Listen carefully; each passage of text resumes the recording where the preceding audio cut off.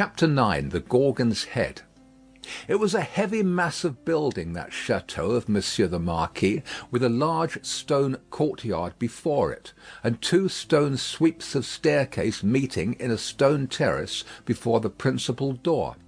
A stony business altogether, with heavy stone balustrades, and stone urns, and stone flowers, and stone faces of men, and stone heads of lions in all directions, as if the Gorgon's head had surveyed it when it was finished 2 centuries ago. Up the broad flight of shallow steps, Monsieur the Marquis, flambeau preceded, went from his carriage, sufficiently disturbing the darkness to elicit loud remonstrance from an owl in the roof of the great pile of stable building away among the trees. All else was so quiet that the flambeau carried up the steps, and the other flambeau held at the great door, burnt as if they were in a close room of state instead of being in the open night air. Other sound than the owl's voice there was none, save the falling of a fountain into its stone basin, for it was one of those dark nights that hold their breath by the hour together, and then heave a long low sigh, and hold their breath again. The great door clanged behind him, and Monsieur the Marquis crossed a hall, grim with a certain old boar spears, swords, and knives of the chase, grimmer with certain heavy riding rods and riding whips, of which many a peasant, gone to his benefactor death, had felt the weight when his lord was angry. Avoiding the larger rooms, which were dark and made fast for the night, Monsieur the Marquis, with his flambeau bearer going on before, went up the staircase to a door in a corridor. This thrown open admitted him to his own private apartment of 3 rooms, his bedchamber, and 2 others. High vaulted rooms with cool uncarpeted floors, great dogs upon the hearths for the burning of wood in winter time, and all luxuries befitting the state of a marquis in a luxurious age and country. The fashion of the last Louis but one, of the line that was never to break, the 14th Louis, was conspicuous in their rich furniture, but it was diversified by many objects that were illustrations of old pages in the history of France. A supper table was laid for 2 in the third of the rooms, a round room in one of the chateau's 4 extinguisher-topped towers, a small lofty room with its window wide open and the wooden jalousie blinds closed so that the dark night only showed in slight horizontal lines of black alternating with their broad lines of stone colour. "My nephew," said the Marquis, glancing at the supper preparation. "They said he was not arrived." Nor was he, but he had been expected with Monseigneur. "Ah, it is not probable he will arrive tonight. Nevertheless, leave the table as it is. I shall be ready in a quarter of an hour." In a quarter of an hour Monseigneur was ready, and sat down alone to his sumptuous and choice supper. His chair was opposite to the window, and he had taken his soup, and was raising his glass of Bordeaux to his lips, when he put it down. "What is that?" he calmly asked, looking with attention at the horizontal lines of black and stone colour. "Monseigneur, that? Outside the blinds. Open the blinds." It was done. "Well?" "Monseigneur, it is nothing. The trees and the night are all that are here." The servant who spoke had thrown the blinds wide, had looked out into the vacant darkness, and stood with that blank behind him, looking round for instructions. "Good," said the imperturbable master. "Close them again." That was done too, and the Marquis went on with his supper. He was half-way through it when he again stopped with his glass in his hand, hearing the sound of wheels. It came on briskly and came up to the front of the chateau. "Ask who is arrived." It was the nephew of Monseigneur. He had been some few leagues behind Monseigneur early in the afternoon. He had diminished the distance rapidly, but not so rapidly as to come up with Monseigneur on the road. He had heard of Monseigneur at the posting houses as being before him. He was to be told, said Monseigneur, that supper awaited him then and there, and that he was prayed to come to it. In a little while he came. He had been known in England as Charles Darnay. Monseigneur received him in a courtly manner, but they did not shake hands. "You left Paris yesterday, sir?" he said to Monseigneur as he took his seat at table. "Yesterday, and you?" "I come direct." "From London?" "Yes." "You have been a long time coming," said the Marquis with a smile. "On the contrary, I come direct." "Pardon me, I mean not a long time on the journey, a long time intending the journey." "I have been detained by—" The nephew stopped a moment in his answer. "Various business." "Without doubt," said the polished uncle. So long as the servant was present, no other words passed between them. When coffee had been served and they were alone together, the nephew, looking at the uncle and meeting the eyes with the face that was like a fine mask, opened a conversation. "I have come back, sir, as you anticipate, pursuing the object that took me away. It carried me into great and unexpected peril, but it is a sacred object, and if it had carried me to death, I hope it would have sustained me." "Not to death," said the uncle. "It is not necessary to say to death." "I doubt, sir," returned the nephew, "whether if it had carried me to the utmost brink of death, you would have cared to stop me there." The deepened marks in the nose and the lengthening of the fine straight lines in the cruel face looked ominous as to that. The uncle made a graceful gesture of protest, which was so clearly a slight form of good breeding that it was not reassuring. "Indeed, sir," pursued the nephew, "for anything I know, you may have expressly worked to give a more suspicious appearance to the suspicious circumstances that surrounded me." "No, no, no," said the uncle pleasantly. "But, however that may be," resumed the nephew, glancing at him with deep distrust, "I know that your diplomacy would stop me by any means, and would know no scruple as to means." "My friend, I told you so," said the uncle, with a fine pulsation in the two marks. "Do me the favour to recall that I told you so long ago." "I recall it." "Thank you," said the Marquis, very sweetly indeed.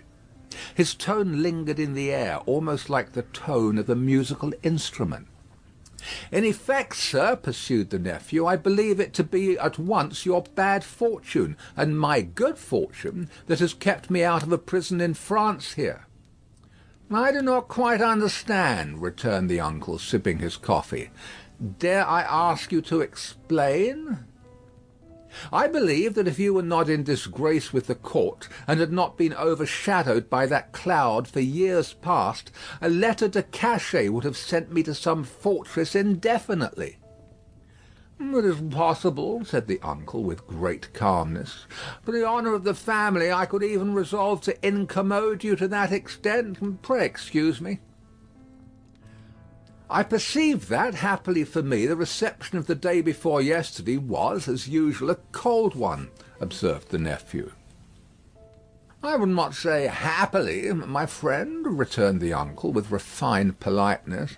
"I would not be sure of that. A good opportunity for consideration, surrounded by the advantages of solitude, might influence your destiny to far greater advantage than you influence it for yourself.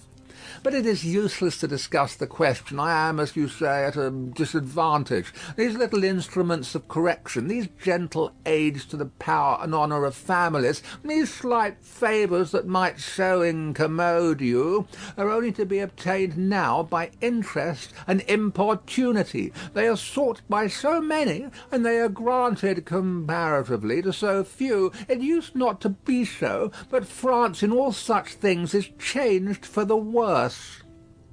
Our not remote ancestors held the right of life and death over the surrounding vulgar.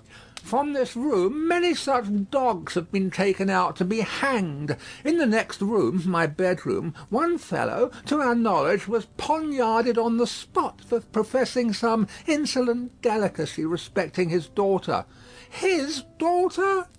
We have lost many privileges. A new philosophy has become the mode, and the assertion of our station in these days might, I do not go so far as to say would, but might cause us real inconvenience. All very bad, very bad." The Marquis took a gentle little pinch of snuff, and shook his head, as elegantly despondent as he could becomingly be of a country still containing himself, that great means of regeneration. "We have so asserted our station, both in the old time and in the modern time also," said the nephew gloomily, "that I believe our name to be more detested than any name in France." "Let us hope so," said the uncle. "Detestation of the high is the involuntary homage of the low." "There is not," pursued the nephew in his former tone, "a face I can look at in all this country round about us, which looks at me with any deference on it but the dark deference of fear and slavery." "A compliment," said the Marquis, "to the grandeur of the family, merited by the manner in which the family has sustained its grandeur. Ah!" And he took another gentle little pinch of snuff, and lightly crossed his legs. But when the nephew, leaning an elbow on the table, covered his eyes thoughtfully and dejectedly with his hand, the fine mask looked at him sideways with a stronger concentration of keenness, closeness, and dislike than was comportable with its wearer's assumption of indifference. "Repression is the only lasting philosophy. The dark deference of fear and slavery, my friend," observed the Marquis, "will keep the dogs obedient to the whip, as long as this roof, looking up to it, shuts out the sky." That might not be so long as the Marquis supposed. If a picture of the château as it was to be a very few years hence, and of 50 like it as they too were to be a very few years hence, could have been shown to him that night, he might have been at a loss to claim his own from the ghastly, fire-charred, plunder-wrecked ruins. As for the roof he vaunted, he might have found that shutting out the sky in a new way, to wit, forever, from the eyes of the bodies into which its lead was fired out of the barrels of 100,000 muskets. "Meanwhile," said the Marquis, "I will preserve the honour and repose of the family if you will not. But you must be fatigued. Shall we terminate our conference for the night?" "A moment more." "An hour, if you please." "Sir," said the nephew, "we have done wrong, and we are reaping the fruits of wrong." "We have done wrong?" repeated the Marquis with an inquiring smile, and delicately pointing first to his nephew, then to himself. "Our family, our honourable family, whose honour is of so much account to both of us, in such different ways. Even in my father's time we did a world of wrong, injuring every human creature who came between us and our pleasure, whatever it was. Why need I speak of my father's time, when it is equally yours? Can I separate my father's twin brother, joint inheritor, and next successor, from himself?" "Death has done that," said the Marquis. "And has left me," answered the nephew, "bound to a system that is frightful to me, responsible for it, but powerless in it, seeking to execute the last request of my dear mother's lips, and obey the last look of my dear mother's eyes, which implored me to have mercy and to redress, and tortured by seeking assistance and power in vain." "Seeking them from me, my nephew," said the Marquis, touching him on the breast with his forefinger. They were now standing by the hearth.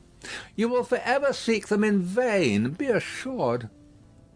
Every fine straight line in the clear whiteness of his face was cruelly, craftily, and closely compressed, while he stood looking quietly at his nephew, with his snuff-box in his hand. Once again he touched him on the breast, as though his finger were the fine point of a small sword, with which, in delicate finesse, he ran him through the body, and said, My friend, I will die perpetuating the system under which I have lived." When he had said it, he took a culminating pinch of snuff and put his box in his pocket. "Better to be a rational creature," he added then, after ringing a small bell on the table, "and accept your natural destiny. But you are lost, Monsieur Charles, I see." "This property and France are lost to me," said the nephew sadly. "I renounce them." "Are they both yours to renounce? France may be, but as the property, it is scarcely worth mentioning. But is it yet? I had no intention in the words I used to claim it yet. If it passed to me from you tomorrow, which I have the vanity to hope is not probable, or 20 years hence—" "You do me too much honour," said the Marquis. "Still, I prefer that supposition. I would abandon it, and live otherwise and elsewhere. It is little to relinquish. What is it but a wilderness of misery and ruin?" "Ha!" said the Marquis, glancing round the luxurious room. "To the eye it is fair enough here, but seen in its integrity, under the sky and by the daylight, it is a crumbling tower of waste, mismanagement, extortion, debt, mortgage, oppression, hunger, nakedness, and suffering." "Ha!" said the Marquis again, in a well-satisfied manner. "If it ever becomes mine, it shall be put into some hands better qualified to free it slowly, if such a thing is possible, from the weight that drags it down, so that the miserable people who cannot leave it, and who have been long wrung to the last point of endurance, may, in another generation, suffer less. But it is not for me. There is a curse on it, and on all this land." "And you," said the uncle, "forgive my curiosity, do you, under your new philosophy, graciously intend to live?" "I must do to live what others of my countrymen, even with nobility at their backs, may have to do some day. Work." "In England, for example?" "Yes, the family honour, sir, is safe from me in this country. The family name can suffer from me in no other, for I bear it in no other." The ringing of the bell had called to the adjoining bedchamber to be lighted. It now shone brightly through the door of communication. The Marquis looked that way and listened for the retreating step of the valet. "England is very attractive to you, seeing how indifferently you have prospered there," he observed then, turning his calm face to his nephew with a smile. "I have already said that for my prospering there, I am sensible I may be indebted to you, sir. For the rest, it is my refuge." "They say, those boastful English, that it is the refuge of many. You know a compatriot who has found a refuge there, a doctor?" "Yes." "With a daughter?" "Yes." "Yes," said the Marquis. "You are fatigued. Good night." As he bent his head in his most courtly manner, there was a secrecy in his smiling face, and he conveyed an air of mystery to those words, which struck the eyes and ears of his nephew forcibly. At the same time, the thin straight lines of the setting of the eyes, and the thin straight lips, and the markings in the nose, curved with a sarcasm that looked handsomely diabolic. "Yes," repeated the Marquis, "a doctor with a daughter. Yes, so commences the new philosophy. You're fatigued. Good night." It would have been of as much avail to interrogate any stone face outside the chateau as to interrogate that face of his. The nephew looked at him in vain in passing on to the door. "Good night," said the uncle. "I look to the pleasure of seeing you again in the morning. Good repose. Light monsieur my nephew to his chamber there, and burn monsieur my nephew in his bed if you will," he added to himself, before he rang his little bell again, and summoned his valet to his own bedroom. The valet come and gone, Monsieur the Marquis walked to and fro in his loose chamber robe, to prepare himself gently for sleep that hot still night. Rustling about the room, his softly slippered feet making no noise on the floor, he moved like a refined tiger, looking like some enhanced marquis of the impenitently wicked sort in story, whose periodical change into tiger form was either just going off or just coming on. He moved from end to end of his voluptuous bedroom, looking again at the scraps of the day's journey that came unbidden into his mind, the slow toil up the hill at sunset, the setting sun, the descent, the mill, the prison on the crag, the little village in the hollow, the peasants at the fountain, and the mender of roads with his blue cap pointing out the chain under the carriage.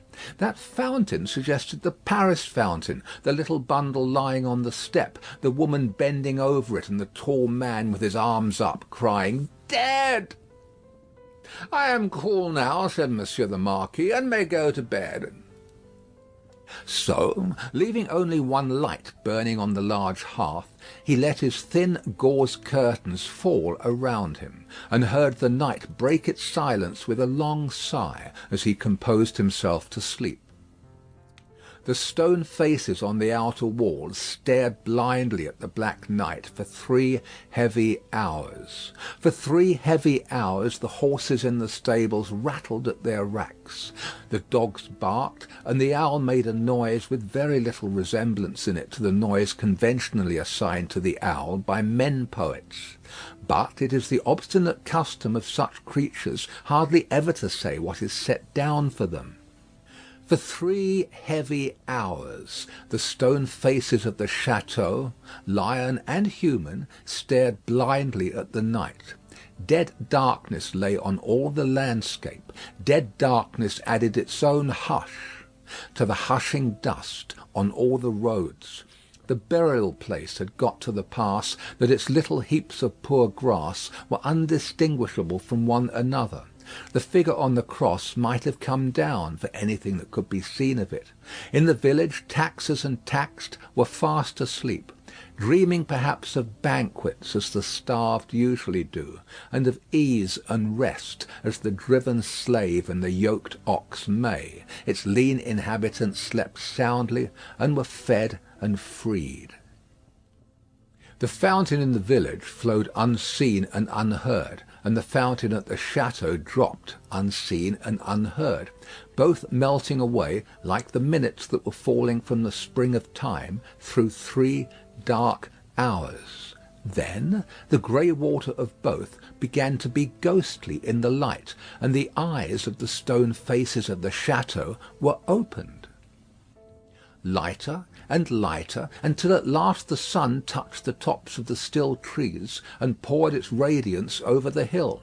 In the glow the water of the château fountain seemed to turn to blood, and the stone faces crimsoned. The carol of the birds was loud and high, and on the weather-beaten sill of the great window of the bedchamber of Monsieur the Marquis, one little bird sang its sweetest song with all its might. At this the nearest stone face seemed to stare amazed, and, with open mouth and dropped under jaw, looked awe-stricken. Now the sun was full up, and movement began in the village. Casement windows opened, crazy doors were unbarred, and people came forth shivering, chilled as yet by the new sweet air. Then began the rarely lightened toil of the day among the village population.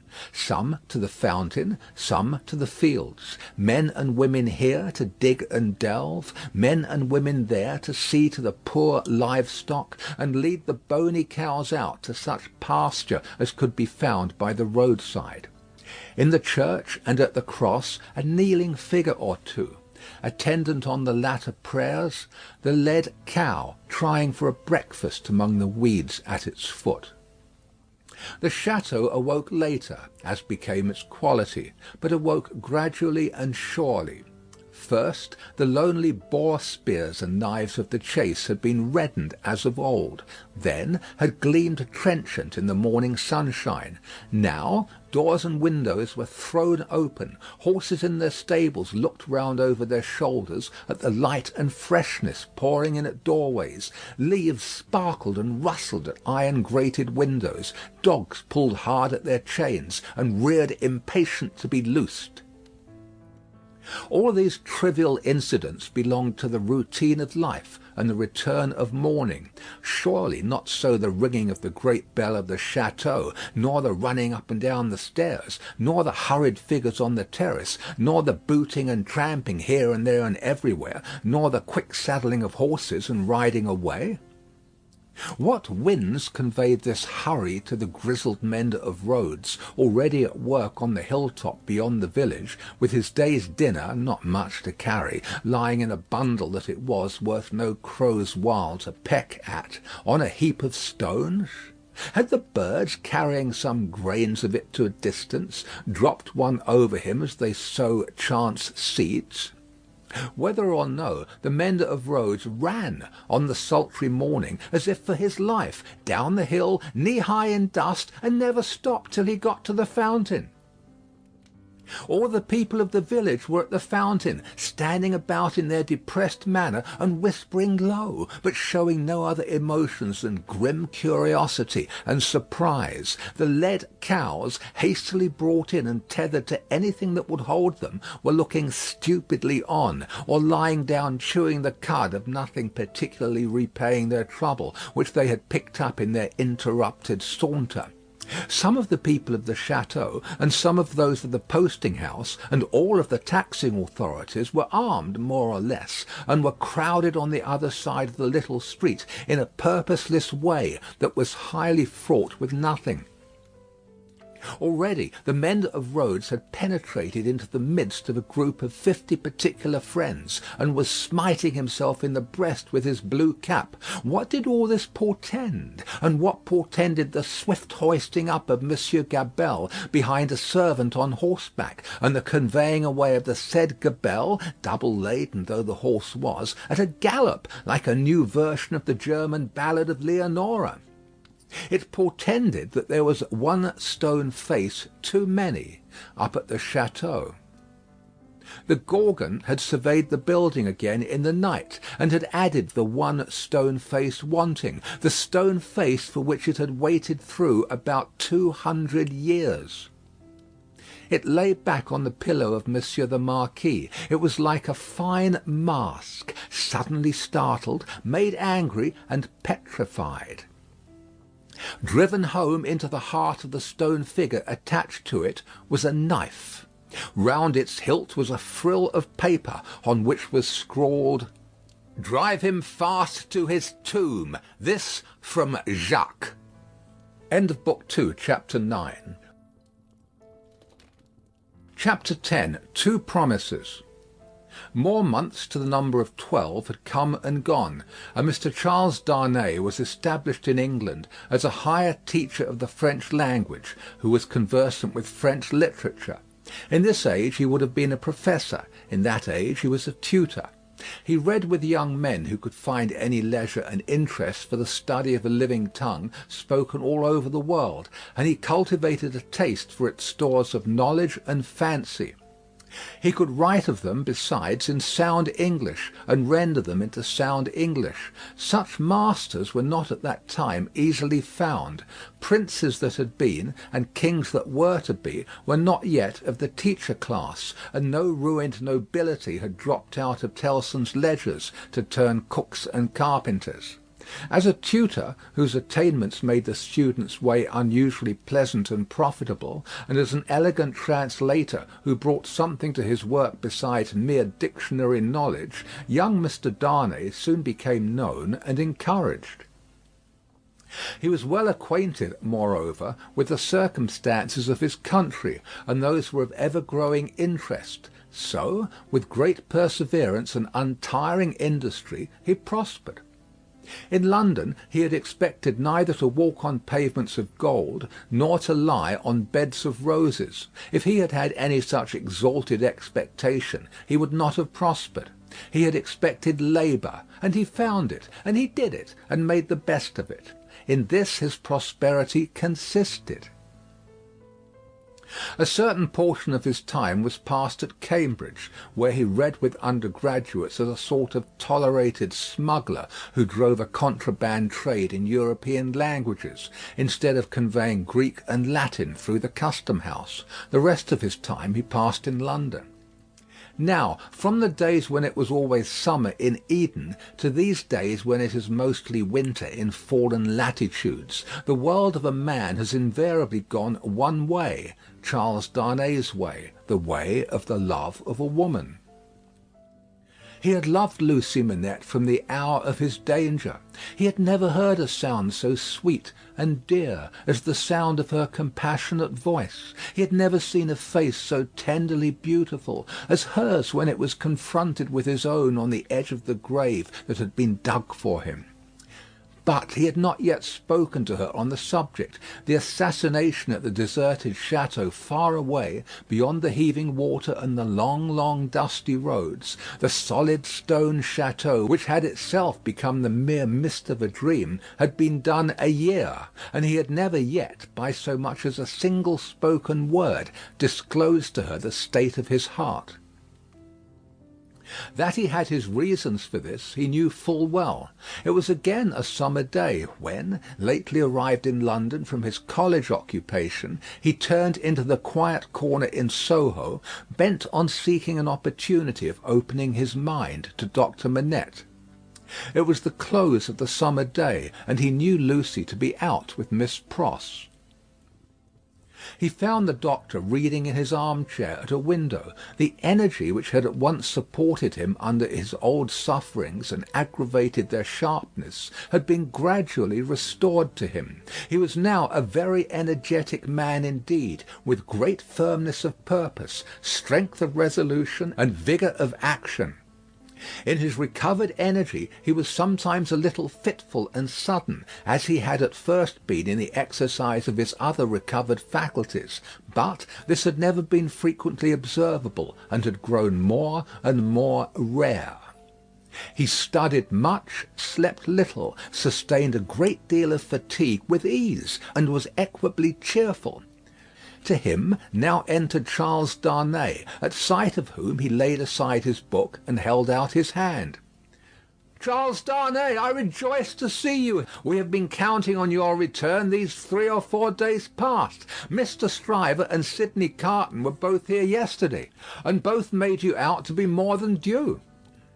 "I am obliged to them for their interest in the matter," he answered, a little coldly as to them, though very warmly as to the doctor. "Miss Manette is well," said the doctor as he stopped short, "and your return will delight us all. She has gone out on some household matters, but will soon be home."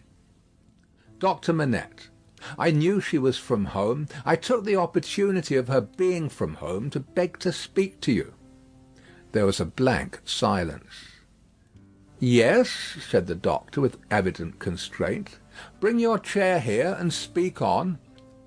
He complied as to the chair, but appeared to find the speaking on less easy. "I have had the happiness, Dr. Manette, of being so intimate here," he at length began, "for some year and a half, that I hope the topic on which I am about to touch may not—" He was stayed by the doctor's putting out his hand to stop him. When he had kept it so a little while, he said, drawing it back, "Is Lucie the topic? She is. It is hard for me to speak of her at any time. It is very hard for me to hear her spoken of in that tone of yours, Charles Darnay." "It is a tone of fervent admiration, true homage, and deep love, Dr. Manette," he said deferentially. There was another blank silence before her father rejoined, "I believe it. I do you justice. I believe it." His constraint was so manifest, and it was so manifest too that it originated in an unwillingness to approach the subject, that Charles Darnay hesitated. "Shall I go on, sir?" Another blank. Yes, go on. You anticipate what I would say, though you cannot know how earnestly I say it, how earnestly I feel it, without knowing my secret heart, and the hopes and fears and anxieties with which it has long been laden. Dear Dr. Manette, I love your daughter fondly, dearly, disinterestedly, devotedly. If ever there were love in the world, I love her. You have loved yourself. Let your old love speak for me. The doctor sat with his face turned away and his eyes bent on the ground. At the last words he stretched out his hand again, hurriedly, and cried, "Not that, sir! Let that be! I adjure you, do not recall that!" His cry was so like a cry of actual pain that it rang in Charles Darnay's ears long after he had ceased. He motioned with the hand he had extended, and it seemed to be an appeal to Darnay to pause. The latter so received it, and remained silent. "I ask your pardon," said the doctor in a subdued tone after some moments. "I do not doubt your loving Lucie. You may be satisfied of it." He turned towards him in the chair, but did not look at him or raise his eyes. His chin dropped upon his hand, and his white hair overshadowed his face. "Have you spoken to Lucie?" "No." "Nor written?" "Never." "It would be ungenerous to affect not to know that your self-denial is referred to your consideration for her father. Her father thanks you." He offered his hand, but his eyes did not go with it. "I know," said Darnay respectfully. "How can I fail to know, Dr. Manette, I who have seen you together from day to day, that between you and Miss Manette there is an affection so unusual, so touching, so belonging to the circumstances in which it has been nurtured, that it can have few parallels, even in the tenderness between a father and child? I know, Dr. Manette, how can I fail to know, that, mingled with the affection and duty of a daughter who has become a woman, there is, in her heart towards you, all the love and reliance of infancy itself? I know that, as in her childhood she had no parent, so she is now devoted to you with all the constancy and fervour of her present years and character, united to the trustfulness and attachment of the early days in which you were lost to her. I know perfectly well that if you had been restored to her from the world beyond this life, you could hardly be invested in her sight with a more sacred character than that in which you are always with her. I know that when she is clinging to you, the hands of baby, girl, and woman, all in one, around your neck. I know that in loving you, she sees and loves her mother at her own age, sees and loves you at my age, loves her mother broken-hearted, loves you through your dreadful trial and in your blessed restoration. I have known this night and day since I have known you in your home." Her father sat silent with his face bent down. His breathing was a little quickened, but he repressed all other signs of agitation. "Dear Dr. Manette, always knowing this, always seeing her and you with this hallowed light about you, I have forborne, and forborne as long as it was in the nature of man to do it. I have felt, and do even now feel, that to bring my love, even mine, between you, is to touch your history with something not quite so good as itself. But I love her. Heaven is my witness that I love her." "I believe it," answered her father, mournfully. "I have thought so before now. I believe it." "But do not believe," said Darnay, upon whose ear the mournful voice struck with a reproachful sound, "that if my fortune was so cast as that, being one day so happy as to make her my wife, I must at any time put any separation between her and you, I could or would breathe a word of what I now say. Besides that I should know it to be hopeless, I should know it to be a baseness. If I had any such possibility, even at a remote distance of years, harboured in my thoughts and hidden in my heart, if it ever had been there, if it ever could be there, I could not now touch this honoured hand. He laid his own upon it as he spoke. No, dear Dr. Manette. Like you, a voluntary exile from France. Like you, driven from it by its distractions, oppressions, and miseries. Like you, striving to live away from it by my own exertions, and trusting in a happier future. I look only to sharing your fortunes, sharing your life and home, and being faithful to you to the death. Not to divide with Lucie her privilege as your child, companion, and friend, but to come in aid of it, and bind her closer to you, if such a thing can be. His touch still lingered on her father's hand. Answering the touch for a moment, but not coldly, her father rested his hands upon the arms of his chair, and looked up for the first time since the beginning of the conference. A struggle was evidently in his face, a struggle with that occasional look which had a tendency in it to dark doubt and a dread. You speak so feelingly and so manfully, Charles Darnay, that I thank you with all my heart, and will open all my heart, or nearly so. Have you any reason to believe that Lucie loves you? None, as yet none. Is it the immediate object of this confidence that you may at once ascertain that, with my knowledge? Not even so. I might not have the hopefulness to do it for weeks. I might, mistaken or not mistaken, have that hopefulness tomorrow. Do you seek any guidance from me? I ask none, sir, but I have thought it possible that you might have it in your power, if you should deem it right, to give me some. Do you seek any promise from me? I do seek that. What is it? I well understand that without you I could have no hope. I well understand that, even if Miss Manette held me at this moment in her innocent heart, do not think I have the presumption to assume so much, I could retain no place in it against her love for her father. If that be so, do you see what, on the other hand, is involved in it? I understand equally well that a word from her father in any suitor's favour would outweigh herself and all the world. For which reason, Dr. Manette, said Darnay, modestly but firmly, I would not ask that word to save my life.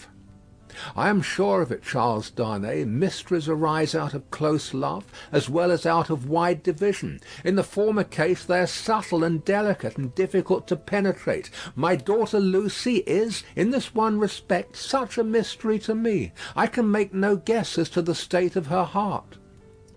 May I ask, sir, if you think she is—" As he hesitated, her father supplied the rest.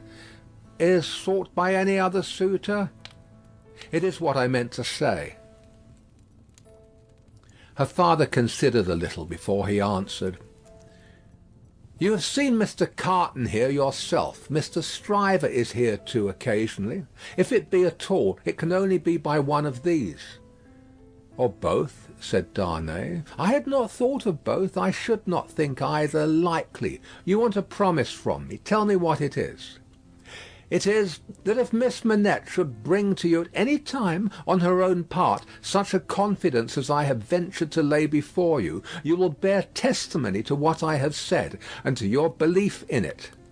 I hope you may be able to think so well of me as to urge no influence against me. I say nothing more of my stake in this. This is what I ask. The condition on which I ask it, and which you have an undoubted right to require, I will observe immediately." "I give the promise," said the doctor, "without any condition. I believe your object to be purely and truthfully as you have stated it. I believe your intention is to perpetuate, and not to weaken, the ties between me and my other and far dearer self. If she should ever tell me that you are essential to her perfect happiness, I will give her to you. If there were, Charles Darnay, if there were—" The young man had taken his hand gratefully. Their hands were joined as the doctor spoke.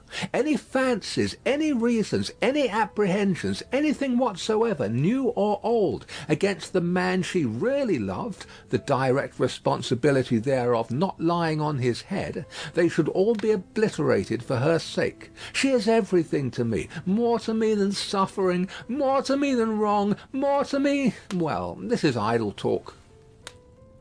So strange was the way in which he faded into silence, and so strange his fixed look when he had ceased to speak, that Darnay felt his own hand turn cold in the hand that slowly released and dropped it. "You said something to me," said Dr. Manette, breaking into a smile. "What was it you said to me?" He was at a loss how to answer, until he remembered having spoken of a condition. Relieved as his mind reverted to that, he answered, "Your confidence in me ought to be returned with full confidence on my part. My present name, though but slightly changed from my mother's, is not, as you will remember, my own. I wish to tell you what that is, and why I am in England." "Stop," said the doctor of Beauvais. "I wish it that I may better deserve your confidence, and have no secret from you." "Stop!" For an instant the doctor even had his two hands at his ears. For another instant even had his two hands laid on Darnay's lips. "Tell me when I ask you, not now. If your suit should prosper, if Lucie should love you, you shall tell me on your marriage morning. Do you promise?" "Willingly." "Give me your hand. She will be home directly, and it is better she should not see us together tonight. Go. God bless you." It was dark when Charles Darnay left him, and it was an hour later and darker when Lucie came home. She hurried into the room alone, for Miss Pross had gone straight upstairs, and was surprised to find his reading chair empty. "My father!" she called to him. "Father, dear!" Nothing was said in answer, but she heard a low hammering sound in his bedroom.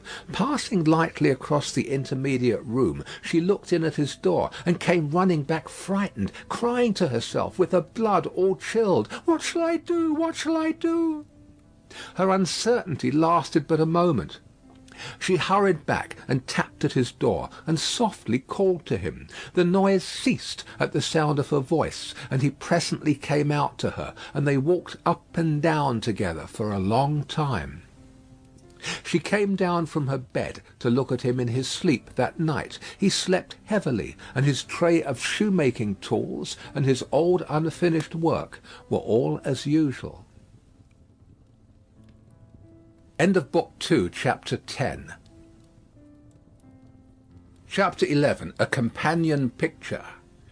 "Sidney," said Mr. Stryver on that self-same night or morning to his jackal, "mix another bowl of punch. I have something to say to you."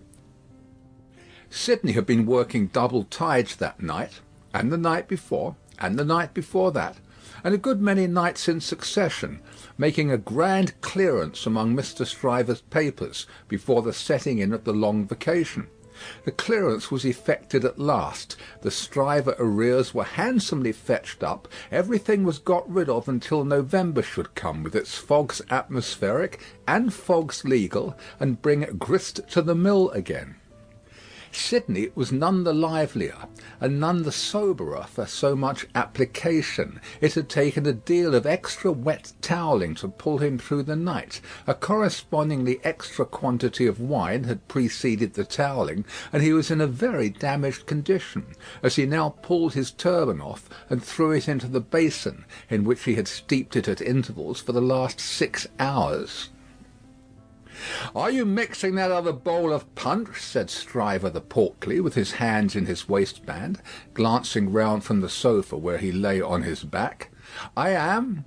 "Now look here, I'm going to tell you something that will rather surprise you, and that perhaps will make you think me not quite as shrewd as you usually do think me. I intend to marry." "Do you?" "Yes, and not for money. What do you say now?" "I don't feel disposed to say much. Who is she?" "Guess." "Do I know her?" "Guess." "I'm not going to guess at 5 o'clock in the morning, with my brains frying and sputtering in my head. If you want me to guess, you must ask me to dinner." "Well, then I'll tell you," said Stryver, coming slowly into a sitting posture. "Sidney, I rather despair of making myself intelligible to you, because you are such an insensible dog." "And you," returned Sidney, busy concocting the punch, "are such a sensitive and poetical spirit."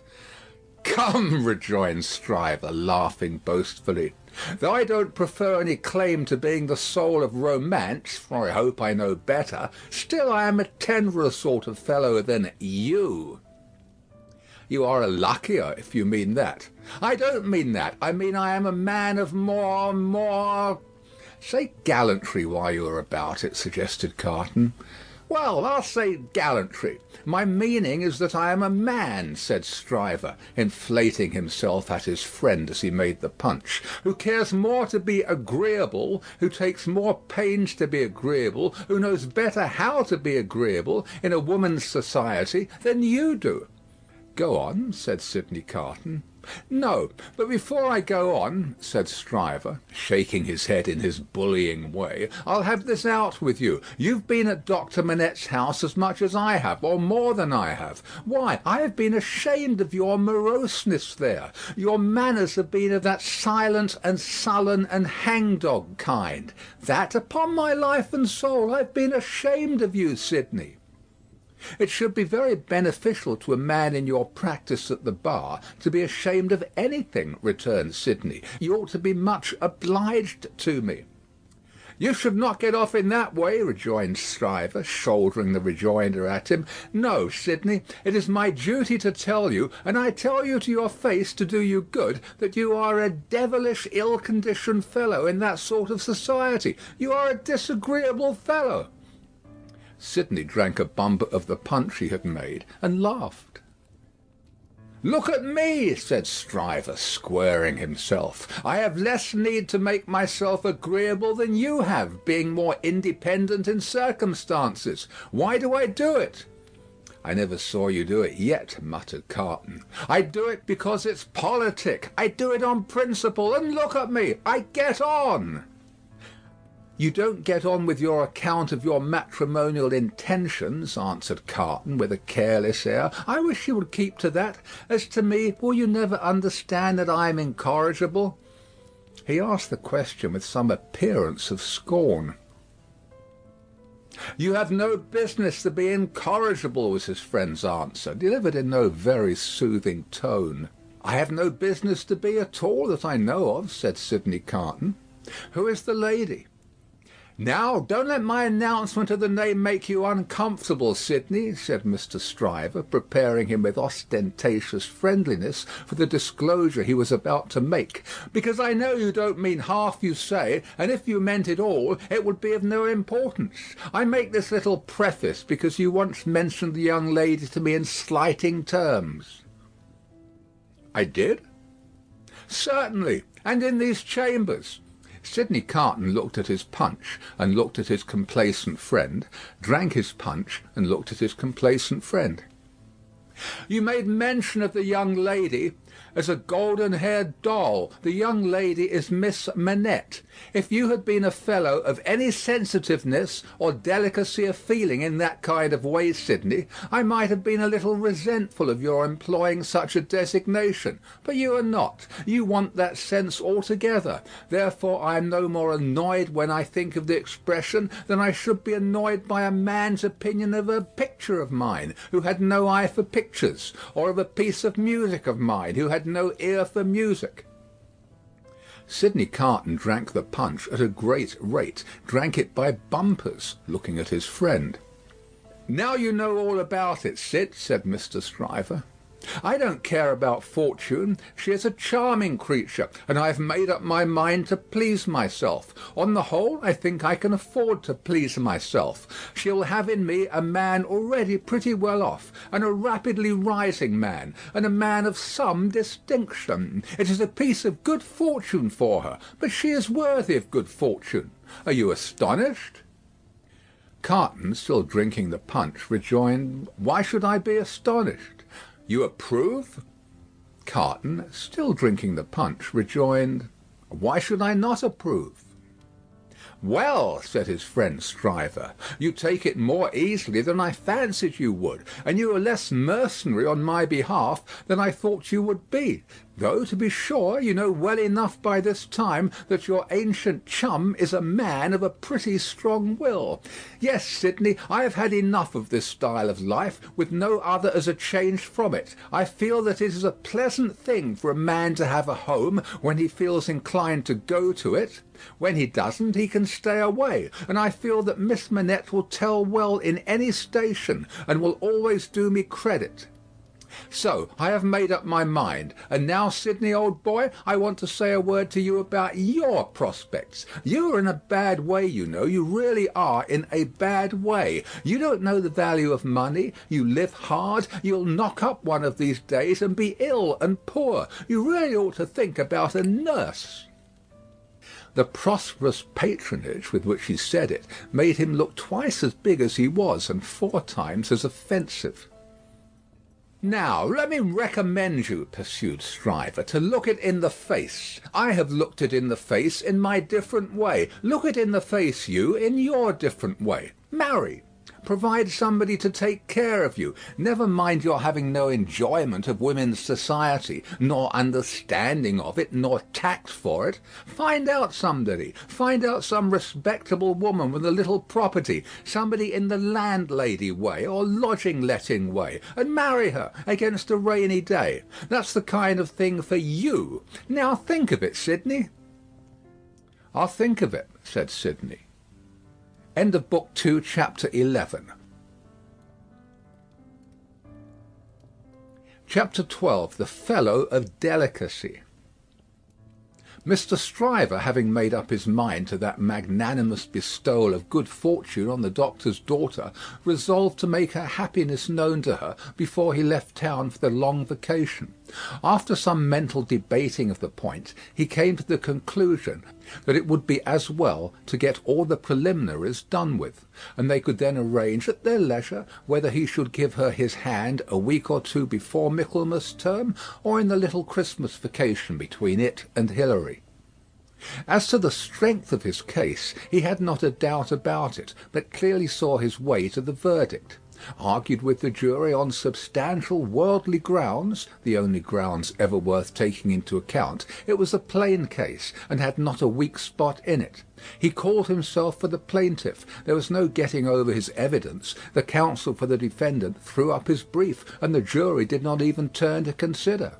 After trying it, Stryver, C.J., was satisfied that no plainer case could be. Accordingly, Mr. Stryver inaugurated the long vacation with a formal proposal to take Miss Manette to Vauxhall Gardens, that failing, to Ranelagh. That unaccountably failing too, it behoved him to present himself in Soho, and there declare his noble mind. Towards Soho, therefore, Mr. Stryver shouldered his way from the Temple, while the bloom of the long vacation's infancy was still upon it. Anybody who had seen him projecting himself into Soho while he was yet on St. Dunstan's side of Temple Bar, bursting in his full-blown way along the pavement, to the jostlement of all weaker people, might have seen how safe and strong he was. His way taking him past Tellson's, and he both banking at Tellson's and knowing Mr. Lorry as the intimate friend of the Manettes, it entered Mr. Stryver's mind to enter the bank and reveal to Mr. Lorry the brightness of the Soho horizon. So he pushed open the door with the weak rattle in its throat, stumbled down the 2 steps, got past the 2 ancient cashiers, and shouldered himself into the musty back closet, where Mr. Lorry sat at great books ruled for figures, with perpendicular iron bars to his window, as if that were ruled for figures too, and everything under the clouds were a sum. "Halloa!" said Mr. Stryver. "How do you do? I hope you are well." It was Stryver's grand peculiarity that he always seemed too big for any place or space. He was so much too big for Tellson's that old clerks in distant corners looked up with looks of remonstrance, as though he squeezed them against the wall. The house itself, magnificently reading the paper quite in the far-off perspective, lowered displeased, as if the Stryver head had been butted into its responsible waistcoat. The discreet Mr. Lorry said, in a sample tone of the voice he would recommend under the circumstances, "How do you do, Mr. Stryver?" "How do you do, sir?" and shook hands. There was a peculiarity in his manner of shaking hands, always to be seen in any clerk at Tellson's who shook hands with a customer when the house pervaded the air. He shook in a self-abnegating way, as one who shook for Tellson and Company. "Can I do anything for you, Mr. Stryver?" asked Mr. Lorry in his business character. "Why, no, thank you. This is a private visit to yourself, Mr. Lorry. I have come for a private word." "Oh, indeed," said Mr. Lorry, bending down his ear while his eye strayed to the house afar off. "I am going," said Mr. Stryver, leaning his arms confidentially on the desk; whereupon, although it was a large double one, there appeared to be not half desk enough for him. "I am going to make an offer of myself in marriage to your agreeable little friend, Miss Manette, Mr. Lorry." "Oh, dear me," cried Mr. Lorry, rubbing his chin and looking at his visitor dubiously. "Oh, dear me, sir," repeated Stryver, drawing back. "Oh, dear you, sir. What may your meaning be, Mr. Lorry?" "My meaning," answered the man of business, "is of course friendly and appreciative, and that it does you the greatest credit, and, in short, my meaning is everything you could desire. But really, you know, Mr. Stryver—" Mr. Lorry paused and shook his head at him in the oddest manner, as if he were compelled against his will to add internally, "You know, there really is so much, too much of you." "Well," said Stryver, slapping the desk with his contentious hand, opening his eyes wider and taking a long breath, "if I understand you, Mr. Lorry, I'll be hanged." Mr. Lorry adjusted his little wig at both ears as a means towards that end, and bit the feather of a pen. "Damn it all, sir," said Stryver, staring at him, "am I not eligible?" "Oh dear, yes, yes. Oh yes, you're eligible," said Mr. Lorry. "If you say eligible, you are eligible." "Am I not prosperous?" asked Stryver. "Oh, if you come to prosperous, you are prosperous," said Mr. Lorry. "And advancing?"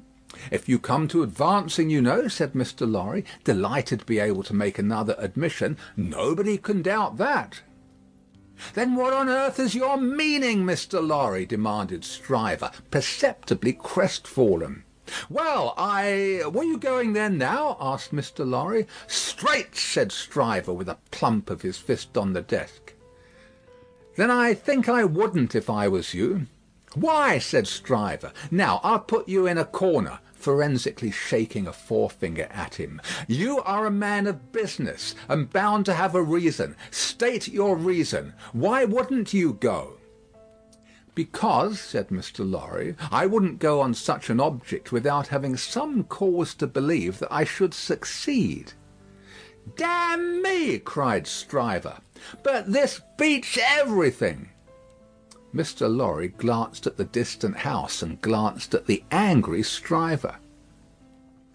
"Here's a man of business, a man of years, a man of experience, in a bank," said Stryver, "and having summed up 3 leading reasons for complete success, he says there's no reason at all. Says it with his head on." Mr. Stryver remarked upon the peculiarity, as if it would have been infinitely less remarkable if he had said it with his head off. When I speak of success, I speak of success with the young lady, and when I speak of causes and reasons to make success probable, I speak of causes and reasons that will tell as such with the young lady. The young lady, my good sir, said Mr. Lorry, mildly tapping the Stryver arm. The young lady goes before all. "Then you mean to tell me, Mr. Lorry," said Stryver, squaring his elbows, "that it is your deliberate opinion that the young lady at present in question is a mincing fool?" "Not exactly so. I mean to tell you, Mr. Stryver," said Mr. Lorry, reddening, "that I will hear no disrespectful word of that young lady from any lips, and that if I knew any man, which I hope I do not, whose taste was so coarse and whose temper was so overbearing that he could not restraining himself from speaking disrespectfully of that young lady at this desk, not even Tellson should prevent my giving him a piece of my mind." The necessity of being angry in a suppressed tone had put Mr. Stryver's blood vessels into a dangerous state when it was his turn to be angry. Mr. Lorry's veins, methodical as their courses could usually be, were in no better state now it was his turn. "That is what I mean to tell you, sir," said Mr. Lorry. "Pray let there be no mistake about it." Mr. Stryver sucked the end of a ruler for a little while, and then stood hitting a tune out of his teeth with it, which probably gave him the toothache. He broke the awkward silence by saying, "This is something new to me, Mr. Lorry. You deliberately advise me not to go up to Soho and offer myself, Stryver of the King's Bench Bar?" "Do you ask me for my advice, Mr. Stryver?" "Yes, I do." "Very good. Then I give it, and you have repeated it correctly." "And all I can say of it is," laughed Stryver with a vexed laugh, "that this beats everything, past, present, and to come." "Now understand me," pursued Mr. Lorry. "As a man of business, I am not justified in saying anything about this matter, for, as a man of business, I know nothing of it. But as an old fellow who has carried Miss Manette in his arms, who is the trusted friend of Miss Manette, and of her father too, and who has a great affection for them both, I have spoken. The confidence is not of my seeking, recollect. Now, you think I may not be right?" "Not I," said Stryver, whistling. "I can't undertake to find third parties in common sense. I can only find it for myself. I suppose sense in certain quarters. You suppose mincing, bread and butter, nonsense. It's new to me, but you are right, I dare say." "What I suppose, Mr. Stryver, I claim to characterise for myself. And understand me, sir," said Mr. Lorry, quickly flushing again. "I will not even at Tellson's, have it characterised for me by any gentleman breathing."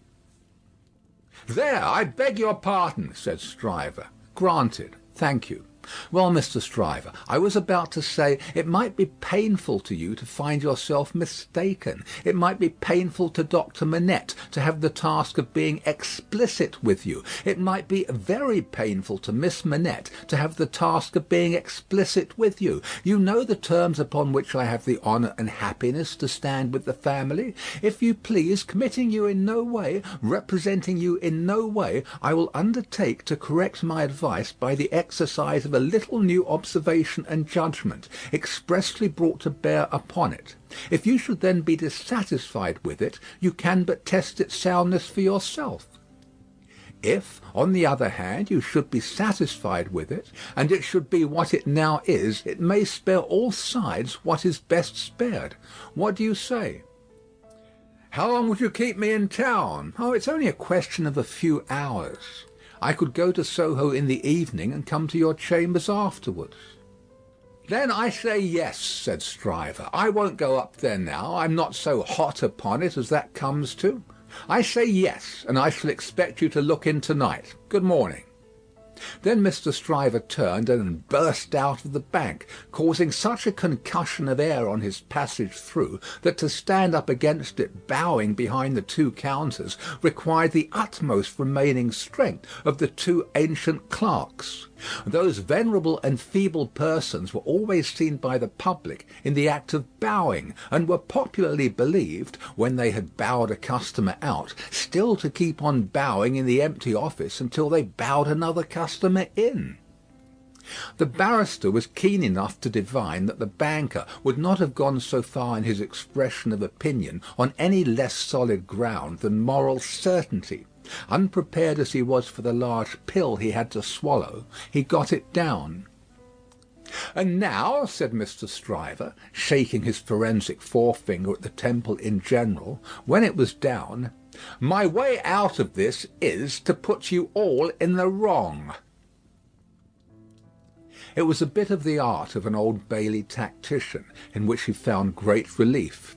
"You shall not put me in the wrong, young lady," said Mr. Stryver. "I'll do that for you." Accordingly, when Mr. Lorry called that night as late as 10 o'clock, Mr. Stryver, among a quantity of books and papers littered out for the purpose, seemed to have nothing less on his mind than the subject of the morning. He even showed surprise when he saw Mr. Lorry, and was altogether in an absent and preoccupied state. "Well," said that good-natured emissary, after a full half-hour of bootless attempts to bring him round to the question, "I've been to Soho." "To Soho?" repeated Mr. Stryver coldly. "Oh, to be sure. What am I thinking of?" "And I have no doubt," said Mr. Lorry, "that I was right in the conversation we had. My opinion is confirmed, and I reiterate my advice."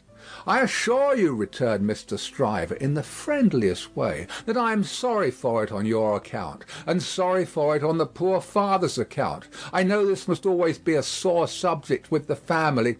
Let us say no more about it." "I don't understand you," said Mr. Lorry. "I dare say not," rejoined Stryver, nodding his head in a smoothing and final way. "No matter, no matter." "But it does matter," Mr. Lorry urged. "No, it doesn't. I assure you it doesn't. Having supposed that there was sense where there is no sense, and a laudable ambition where there is not a laudable ambition, I am well out of my mistake, and no harm is done. Young women have committed similar foibles often before, and have repented them in poverty and obscurity often before. In an unselfish aspect, I am sorry that the thing is dropped, because it would have been a bad thing for me in a worldly point of view. In a selfish aspect, I am glad that the thing is dropped, because it would have been a bad thing for me in a worldly point of view. It is hardly necessary to say I could have gained nothing by it. There is no harm at all done. I have not proposed to the young lady, and, between ourselves, I am by no means certain, on reflection, that I ever should have committed myself to that extent. Mr. Lorry, you cannot control the mincing vanities and giddiness of empty-headed girls. You must not expect to do it, or you will always be disappointed. Now, pray say no more about it. I tell you, I regret it on account of others, but I am satisfied on my own account. And I am really very much obliged to you for allowing me to sound you, and for giving me your advice. You know the young lady better than I do. You were right. It never would have done." Mr. Lorry was so taken aback that he looked quite stupidly at Mr. Stryver shouldering him towards the door, with an appearance of showering generosity, forbearance, and goodwill on his erring head. "Make the best of it, my dear sir," said Stryver. "Say no more about it. Thank you again for allowing me to sound you. Good night." Mr. Lorry was out in the night before he knew where he was. Mr. Stryver was lying back on his sofa, winking at his ceiling. End of Book 2, Chapter 12. Chapter 13. The Fellow of No Delicacy. If Sidney Carton ever shone anywhere, he certainly never shone in the house of Dr. Manette. He had been there often, during a whole year, and had always been the same moody and morose lounger there. When he cared to talk, he talked well, but the cloud of caring for nothing, which overshadowed him with such a fatal darkness, was very rarely pierced by the light within him. And yet he did care something for the streets that environed that house, and for the senseless stones that made their pavements. Many a night he vaguely and unhappily wandered there, when wine had brought no transitory gladness to him. Many a dreary daybreak revealed his solitary figure lingering there, and still lingering there, when the first beams of the sun, brought into strong relief, removed beauties of architecture in spires of churches and lofty buildings, as perhaps the quiet time brought some sense of better things, else forgotten and unattainable, into his mind. Of late, the neglected bed in the Temple Court had known him more scantily than ever, and often, when he had thrown himself upon it no longer than a few minutes, he had got up again and haunted that neighbourhood. On a day in August, when Mr. Stryver, after notifying to his jackal that he had thought better of that marrying matter, had carried his delicacy into Devonshire, and when the sight and scent of flowers in the city streets had some waifs of goodness in them for the worst, of health for the sickliest, and of youth for the oldest, Sidney's feet still trod those stones. From being irresolute and purposeless, his feet became animated by an intention, and in the working out of that intention they took him to the doctor's door. He was shown upstairs and found Lucie at her work, alone. She had never been quite at her ease with him, and received him with some little embarrassment as he seated himself near her table. But, looking up at his face in the interchange of the first few commonplaces, she observed a change in it. "I fear you are not well, Mr. Carton." "No. But the life I lead, Miss Manette, is not conducive to health. What is to be expected of, or by, such profligates? Is it not, forgive me, I have begun the question on my lips, a pity to live no better life?" "God knows it is a shame." "Then why not change it?" Looking gently at him again, she was surprised and saddened to see that there were tears in his eyes. There were tears in his voice too, as he answered, "It is too late for that. I shall never be better than I am. I shall sink lower and be worse." He leaned an elbow on her table and covered his eyes with his hand. The table trembled in the silence that followed. She had never seen him softened, and was much distressed. He knew her to be so, without looking at her, and said, "Pray forgive me, Miss Manette. I break down before the knowledge of what I want to say to you. Will you hear me?" "If it will do you any good, Mr. Carton, if it would make you happier, it would make me very glad." "God bless you for your sweet compassion." He unshaded his face after a little while, and spoke steadily. "Don't be afraid to hear me. Don't shrink from anything I say. I am like one who died young. All my life might have been. No, Mr. Carton, I'm sure that the best part of it might still be. I'm sure that you might be much, much worthier of yourself. Say of you, Miss Manette, and although I know better, although in the mystery of my own wretched heart I know better, I shall never forget it." She was pale and trembling. He came to her relief with a fixed despair of himself, which made the interview unlike any other that could have been holden. "If it had been possible, Miss Manette, that you could have returned the love of the man you see before you, flung away, wasted, drunken, poor creature of misuse, as you know him to be, he would have been conscious this day and hour, in spite of his happiness, that he would bring you to misery, bring you to sorrow and repentance, blight you, disgrace you, pull you down with him. I know very well that you can have no tenderness for me. I ask for none. I am even thankful that it cannot be. Without it, can I not save you, Mr. Carton? Can I not recall you, forgive me again, to a better course? Can I in no way repay your confidence? I know this is a confidence," she modestly said, after a little hesitation, and in earnest tears. "I know you would say this to no one else. Can I turn it to no good account for yourself, Mr. Carton?" He shook his head. "To none. No, Miss Manette, to none. If you will hear me through a very little more, all you can ever do for me is done. I wish you to know that you have been the last dream of my soul. In my degradation I have not been so degraded but that the sight of you with your father, and of this home made such a home by you, has stirred old shadows that I thought had died out of me. Since I knew you, I have been troubled by a remorse that I thought would never reproach me again, and have heard whispers from old voices, impelling me upward, that I thought were silent for ever. I have had unformed ideas of striving afresh, beginning anew, shaking off sloth and sensuality, and fighting out the abandoned fight, a dream, all a dream that ends in nothing, and leaves the sleeper where he lays down. But I wish you to know that you inspired it." Will nothing of it remain? Oh, Mr. Carton, think again. Try again. No, Miss Manette. All through it I have known myself to be quite undeserving. And yet I have had the weakness, and have still the weakness, to wish you to know with what a sudden mastery you kindled me, heap of ashes that I am, into fire. A fire, however inseparable in its nature from myself, quickening nothing, lighting nothing, doing no service, idly burning away. Since it is my misfortune, Mr. Carton, to have made you more unhappy than you were before you knew me, don't say that, Miss Manette, for you would have reclaimed me, if anything could. You will not be the cause of my becoming worse.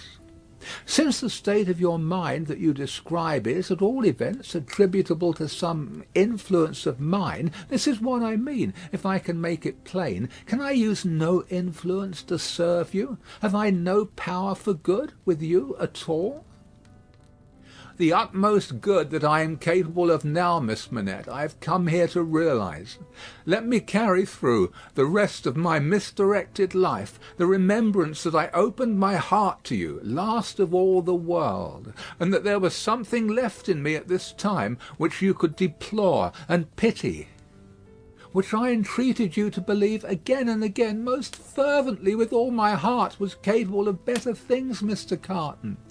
Entreat me to believe it no more, Miss Manette. I have proved myself, and I know better. I distress you. I draw fast to an end. Will you let me believe, when I recall this day, that the last confidence of my life was reposed in your pure and innocent breast, and that it lies there alone and will be shared by no one? If that will be a consolation to you, yes. Not even by the dearest one ever to be known to you? Mr. Carton, she answered, after an agitated pause, the secret is yours, not mine, and I promise to respect it. Thank you, and again, God bless you. He put her hand to his lips and moved towards the door. Be under no apprehension, Miss Manette, of my ever resuming this conversation by so much as a passing word. I will never refer to it again. If I were dead, that could not be surer than it is henceforth. In the hour of my death I shall hold sacred the one good remembrance, and shall thank and bless you for it, that my last avowal of myself was made to you, and that my name and faults and miseries were gently carried in your heart. May it otherwise be light and happy. He was so unlike what he had ever shown himself to be, and it was so sad to think how much he had thrown away, and how much he every day kept down and perverted, that Lucie Manette wept mournfully for him as he stood looking back at her. Be comforted, he said. I am not worth such feeling, Miss Manette. An hour or two hence, and the low companions and low habits that I scorn but yield to will render me less worth such tears as those than any wretch who creeps along the streets. Be comforted. But within myself I shall always be towards you what I am now, though outwardly I shall be what you have heretofore seen me. The last supplication but one I make to you is that you will believe this of me. I will, Mr. Carton. My last supplication of all is this, and with it I will relieve you of a visitor with whom I well know you have nothing in unison, and between whom and you there is an impassable space. It is useless to say it, I know, but it rises out of my soul. For you, and any dear to you, I would do anything. If my career were of that better kind that there was any opportunity or capacity of sacrifice in it, I would embrace any sacrifice for you and for those dear to you. Try to hold me in your mind some quiet times as ardent and sincere in this one thing. The time will come, the time will not be long in coming, when new ties will be formed about you, ties that will bind you yet more tenderly and strongly to the home you so adorn, the dearest ties that will ever grace and gladden you. Oh, Miss Manette, when the little picture of a happy father's face looks up in yours, when you see your own bright beauty springing up anew at your feet, think now and then that there is a man who would give his life to keep a life you love beside you. He said farewell, said a last God bless you, and left her. End of Book 2, Chapter 13. Chapter 14. The Honest Tradesman. To the eyes of Mr. Jeremiah Cruncher, sitting on his stall in Fleet Street with his grisly urchin beside him, a vast number and variety of objects in movement were every day presented.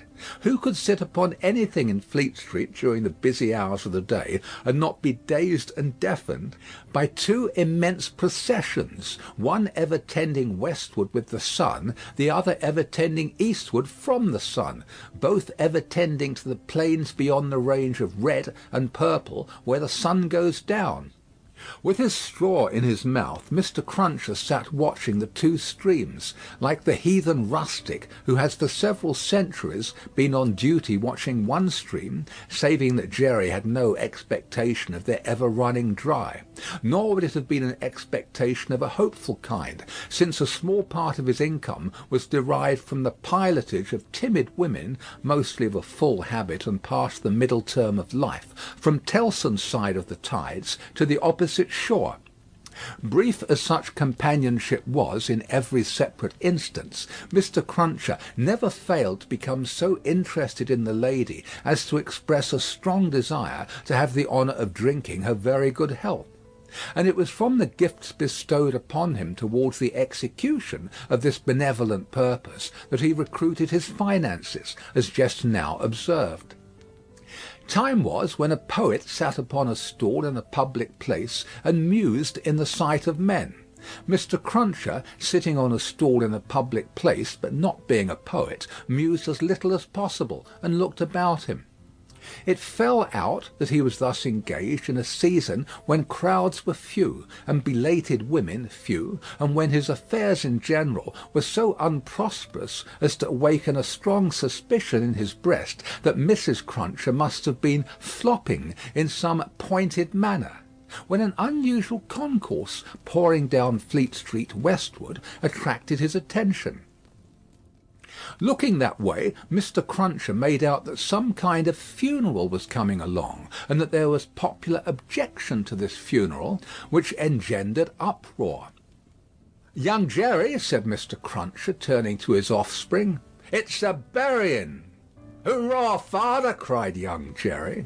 The young gentleman uttered this exultant sound with mysterious significance. The elder gentleman took the cry so ill that he watched his opportunity and smote the young gentleman on the ear.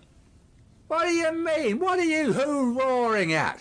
What do you want to convey to your own father, you young rip? This boy's a-getting too many for me," said Mr. Cruncher, surveying him. "Him and his hoo-roars. Don't let me hear no more of you, or you shall feel some more of me, d'ye hear?" "I warn't doing no harm," young Jerry protested, rubbing his cheek. "Drop it, then," said Mr. Cruncher. "I won't have none of your no-harms. Get atop of that there seat and look at the crowd." His son obeyed, and the crowd approached. They were bawling and hissing round a dingy hearse and dingy mourning coach, in which mourning coach there was only one mourner, dressed in the dingy trappings that were considered essential to the dignity of the position. The position appeared by no means to please him, however, with an increasing rabble surrounding the coach, deriding him, making grimaces at him, and incessantly groaning and calling out, "Ya spies! Tst! Ya, ya, spies!" with many compliments too numerous and forcible to repeat. Funerals had at all times a remarkable attraction for Mr. Cruncher. He always pricked up his senses and became excited when a funeral passed Tellson's. Naturally, therefore, a funeral with this uncommon attendance excited him greatly, and he asked of the first man who ran against him, "What is it, brother? What's it about?" "I don't know," said the man. "Spies! Ya, ya, tst, spies!" He asked another man, "Who is it?" "I don't know," returned the man, clapping his hands to his mouth nevertheless, and vociferating in a surprising heat and with the greatest ardour, "Spies! Ya, ya, tst, spies!" At length a person better informed on the merits of the case tumbled against him, and from this person he learned that the funeral was the funeral of one Roger Cly. "Was he a spy?" asked Mr. Cruncher. "Old Bailey spy," returned his informant. "Ya, Old Bailey spies." "Why, to be sure," exclaimed Jerry, recalling the trial at which he had assisted. "I've seen him. Dead, is he?" "Dead as mutton," returned the other, "and can't be too dead. Have 'em out, they're spies. Pull 'em out, they're spies." The idea was so acceptable in the prevalent absence of any idea that the crowd caught it up with eagerness, and loudly repeating the suggestion to have 'em out and to pull 'em out, mobbed the two vehicles so closely that they came to a stop. On the crowd's opening the coach doors, the one mourner scuffled out of himself and was in their hands for a moment, but he was so alert and made such good use of his time that in another moment he was scouring away up a by-street, after shedding his cloak, hat, long hat-band, white pocket-handkerchief, and other symbolical tears. These the people tore to pieces and scattered far and wide with great enjoyment, while the tradesmen hurriedly shut up their shops, for a crowd in those times stopped at nothing, and was a monster much dreaded. They had already got the length of opening the hearse to take the coffin out, when some brighter genius proposed instead its being escorted to its destination amidst general rejoicing. Practical suggestions being much needed, this suggestion too was received with acclamation, and the coach was immediately filled with 8 inside and a dozen out, while as many people got on the roof of the hearse as could, by any exercise of ingenuity, stick upon it. Among the first of these volunteers was Jerry Cruncher himself, who modestly concealed his spiky head from the observation of Tellson's in the further corner of the mourning coach. The officiating undertakers made some protest against these changes in the ceremonies, but, the river being alarmingly near, and several voices remarking on the efficacy of cold immersion in bringing refractory members of the profession to reason, the protest was faint and brief. The remodelled procession started, with a chimney sweep driving the hearse, advised by the regular driver who was perched beside him, under close inspection for the purpose, and with a pie-man, also attended by his cabinet minister, driving the mourning coach. A bear leader, a popular street character of the time, was impressed as an additional ornament, before the cavalcade had gone far down the Strand. And his bear, who is black and very mangy, gave quite an undertaking air to that part of the procession in which he walked. Thus, with beer drinking, pipe smoking, song roaring, and infinite caricaturing of woe, the disorderly procession went its way, recruiting at every step, and all the shops shutting up before it. Its destination was the old church of St. Pancras, far off in the fields. It got there in course of time, insisted on pouring into the burial ground. Finally, accomplished the interment of the deceased Roger Cly in its own way, and highly to its own satisfaction. The dead man disposed of, and the crowd being under the necessity of providing some other entertainment for itself, another brighter genius, or perhaps the same, conceived the humour of impeaching casual passers-by as Old Bailey spies, and wreaking vengeance on them. Chase was given to some scores of inoffensive persons who had never been near the Old Bailey in their lives, in the realization of this fancy, and they were roughly hustled and maltreated. The transition to the sport of window-breaking, and thence to the plundering of public houses, was easy and natural. At last, after several hours, when sundry summer-houses had been pulled down, and some area railings had been torn up, to arm the more belligerent spirits, a rumour got about that the guards were coming. Before this rumour the crowd gradually melted away, and perhaps the guards came, and perhaps they never came, and this was the usual progress of a mob. Mr. Cruncher did not assist at the closing sports, but had remained behind in the churchyard to confer and condole with the undertakers. The place had a soothing influence on him. He procured a pipe from a neighbouring public house and smoked it, looking in at the railings and maturely considering the spot. "Jerry," said Mr. Cruncher, apostrophising himself in his usual way, "you see that there Cly that day, and you see with your own eyes that he was a young un and a straight maiden." Having smoked his pipe out and ruminated a little longer, he turned himself about that he might appear, before the hour of closing, on his station at Tellson's. Whether his meditations on mortality had touched his liver, or whether his general health had been previously at all amiss, or whether he desired to show little attention to an eminent man, is not so much to the purpose as that he made a short call upon his medical adviser, a distinguished surgeon, on his way back. Young Jerry relieved his father with dutiful interest, and reported no job in his absence. The bank closed, the ancient clerks came out, the usual watch was set, and Mr. Cruncher and his son went home to tea. "Now, I tell you where it is," said Mr. Cruncher to his wife, on entering. "If, as an honest tradesman, me winters goes wrong to-night, I shall make sure that you've been praying again me, and I shall work you for it just the same as if I seen you do it." The dejected Mrs. Cruncher shook her head. "Why, you're at it afore my face," said Mr. Cruncher, with signs of angry apprehension. "I'm saying nothing."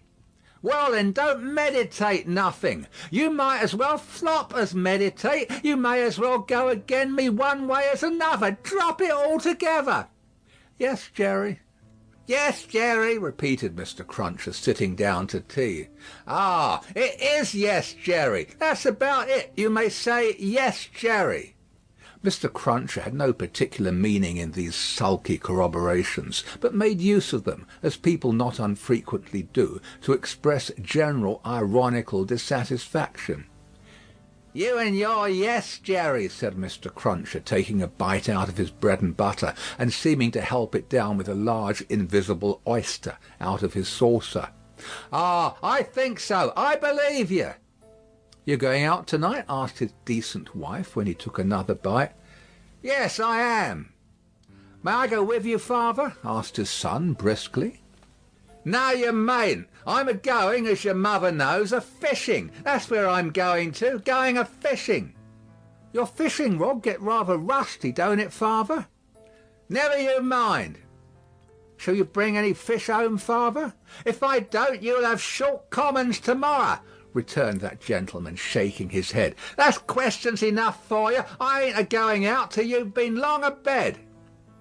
He devoted himself during the remainder of the evening to keeping a most vigilant watch on Mrs. Cruncher, and sullenly holding her in conversation, that she might be prevented from meditating any petitions to his disadvantage.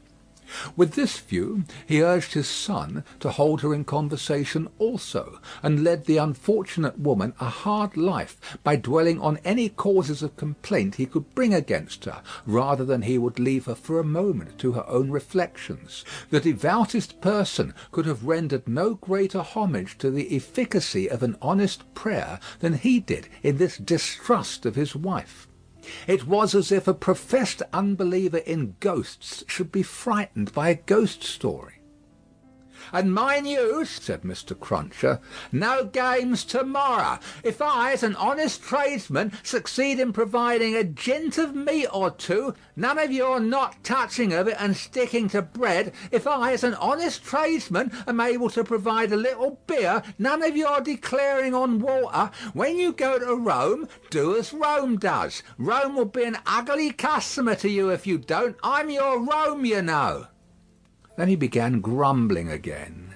"With your flying into the face of your own wittles and drink, I don't know how scarce you mayn't make the wittles and drink here by your flopping tricks and your unfeeling conduct. Look at your boy. He is yourn, ain't he? He's as thin as a lathe. Do you call yourself a mother and not know that a mother's first duty is to blow her boy out?" This touched young Jerry on a tender place, who adjured his mother to perform her first duty, and, whatever else she did or neglected, above all things to lay especial stress on the discharge of that maternal function so affectingly and delicately indicated by his other parent. Thus the evening wore away with the Cruncher family, until young Jerry was ordered to bed, and his mother, laid under similar injunctions, obeyed them. Mr. Cruncher beguiled the earlier watches of the night with solitary pipes, and did not start upon his excursion until nearly 1 o'clock. Towards that small and ghostly hour he rose up from his chair, took a key out of his pocket, opened a locked cupboard, and brought forth a sack, a crowbar of convenient size, a rope and chain, and other fishing tackle of that nature. Disposing these articles about him in skilful manner, he bestowed a parting defiance on Mrs. Cruncher, extinguished the light, and went out. Young Jerry, who had only made a feint of undressing when he went to bed, was not long after his father. Under cover of the darkness he followed out of the room, followed down the stairs, followed down the court, followed out into the streets. He was in no uneasiness concerning his getting into the house again, for it was full of lodgers, and the door stood ajar all night. Impelled by a laudable ambition to study the art and mystery of his father's honest calling, young Jerry, keeping as close to house fronts, walls, and doorways as his eyes were close to one another, held his honoured parent in view. The honoured parent, steering northward, had not gone far when he was joined by another disciple of Isaac Walton, and the two trudged on together. Within half an hour from the first starting, they were beyond the winking lamps, and the more than winking watchman, and were out upon a lonely road. Another fisherman was picked up here, and that so silently that if young Jerry had been superstitious, he might have supposed the second follower of the gentle craft to have, all of a sudden, split himself into two. The three went on, and young Jerry went on, until the three stopped under a bank overhanging the road. Upon the top of the bank was a low brick wall, surmounted by an iron railing. In the shadow of bank and wall the three turned out of the road, and up a blind lane, of which the wall, there risen to some 8 or 10 feet high, formed one side. Crouching down in a corner, peeping up the lane, the next object that young Jerry saw was the form of his honoured parent, pretty well defined against a watery and clouded moon, nimbly scaling an iron gate. He was soon over, and then the second fisherman got over, and then the third. They all dropped softly on the ground within the gate, and lay there a little, listening perhaps. Then they moved away on their hands and knees. It was now young Jerry's turn to approach the gate, which he did, holding his breath. Crouching down again in a corner there, and looking in, he made out the three fishermen creeping through some rank grass, and all the gravestones in the churchyard. It was a large churchyard that they were in, looking on like ghosts in white, while the church tower itself looked on like the ghost of a monstrous giant. They did not creep far before they stopped and stood upright, and then they began to fish. They fished with a spade at first. Presently the honoured parent appeared to be adjusting some instrument like a great corkscrew. Whatever tools they worked with, they worked hard, until the awful striking of the church clock so terrified young Jerry that he made off, with his hair as stiff as his father's. But his long-cherished desire to know more about these matters not only stopped him in his running away, but lured him back again. They were still fishing perseveringly when he peeped in at the gate for a second time. But now they seemed to have got a bite. There was a screwing and complaining sound down below, and their bent figures were strained as if by a weight. By slow degrees the weight broke away the earth upon it, and came to the surface. Young Jerry very well knew what it would be, but when he saw it, and saw his honoured parent about to wrench it open, he was so frightened, being new to the sight, that he made off again, and never stopped until he had run a mile or more. He would not have stopped then for anything less necessary than breath, it being a spectral sort of race that he ran, and one highly desirable to get to the end of. He had a strong idea that the coffin he had seen was running after him, and, pictured as hopping on behind him bolt upright upon its narrow end, always at the point of overtaking him and hopping on at his side, perhaps taking his arm, it was a pursuer to shun. It was an inconsistent and ubiquitous fiend too, for, while it was making the whole night behind him dreadful, he darted out into the roadway to avoid dark alleys, fearful of it coming hopping out of them, like a dropsical boy's kite without tail and wings. It hid in doorways too, rubbing its horrible shoulders against doors, and drawing them up to its ears, as if it were laughing. It got into shadows on the road, and lay cunningly on its back to trip him up. All this time it was incessantly hopping on behind, and gaining on him, so that when the boy got to his own door, he had reason for being half dead, and even then it would not leave him, but followed him upstairs with a bump on every stair, scrambled into bed with him, and bumped down dead and heavy on his breast when he fell asleep. From his oppressed slumber, young Jerry in his closet was awakened after daybreak and before sunrise by the presence of his father in the family room. Something had gone wrong with him, at least so young Jerry inferred, from the circumstance of his holding Mrs. Cruncher by the ears and knocking the back of her head against the headboard of the bed. "I told you I would," said Mr. Cruncher. "And I did." "Jerry, Jerry, Jerry," his wife implored. "You oppose yourself to the profit of the business," said Jerry, "and me and my partners suffer. You was to honour and obey. Why the devil don't you?" "I try to be a good wife, Jerry," the poor woman protested with tears. "Is it being a good wife to oppose your husband's business? Is it honouring your husband to dishonour his business? Is it obeying your husband to disobey him on the vital subject of his business?" "You hadn't taken to the dreadful business then, Jerry." "It's enough for you," retorted Mr. Cruncher. "To be the wife of an honest tradesman, and not to occupy your female mind with calculations when he took to his trade or when he didn't.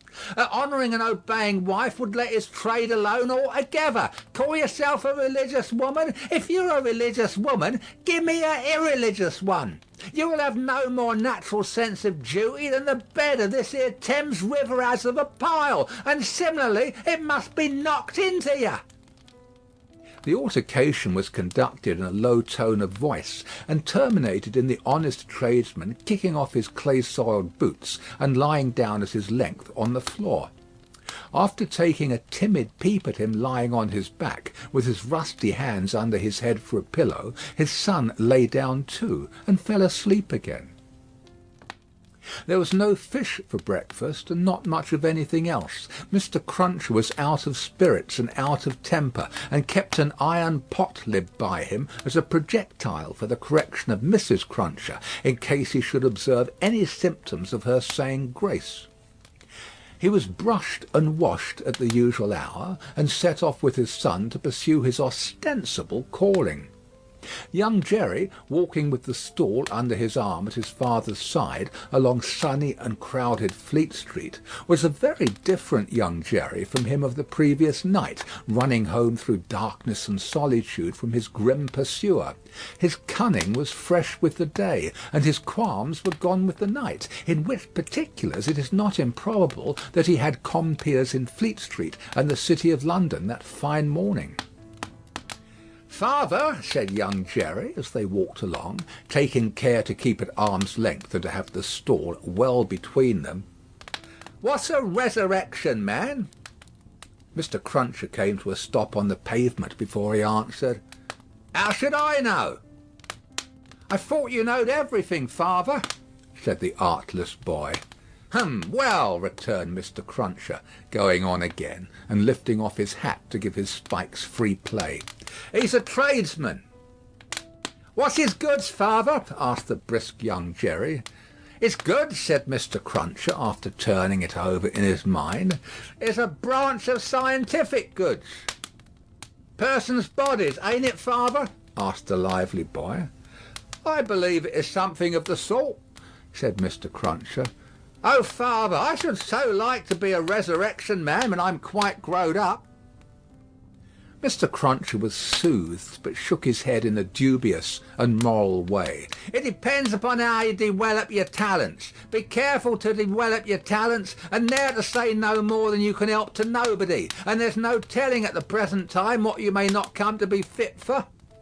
As young Jerry, thus encouraged, went on a few yards in advance to plant the stool in the shadow of the bar, Mr. Cruncher added to himself, "Jerry, you honest tradesman, there's hope what that boy will yet be a blessing to you, and a recompense to you for his mother."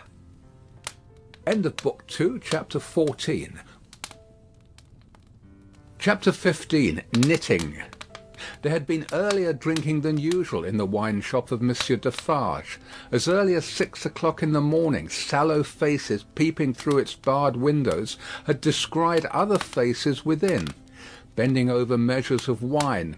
Monsieur Defarge sold a very thin wine at the best of times, but it would seem to have been an unusually thin wine that he sold at this time. A sour wine, moreover, or a souring, for its influence on the mood of those who drank it was to make them gloomy. No vivacious bacchanalian flame leaped out of the pressed grape of Monsieur Defarge, but a smouldering fire that burnt in the dark lay hidden in the dregs of it. This had been the third morning in succession on which there had been early drinking at the wine shop of Monsieur Defarge. It had begun on Monday, and here was Wednesday come. There had been more of early brooding than drinking, for many men had listened and whispered and slunk about there from the time of the opening of the door, who could not have laid a piece of money on the counter to save their souls. These were to the full as interested in the place, however, as if they could have commanded whole barrels of wine, and they glided from seat to seat and from corner to corner, swallowing talk in lieu of drink with greedy looks.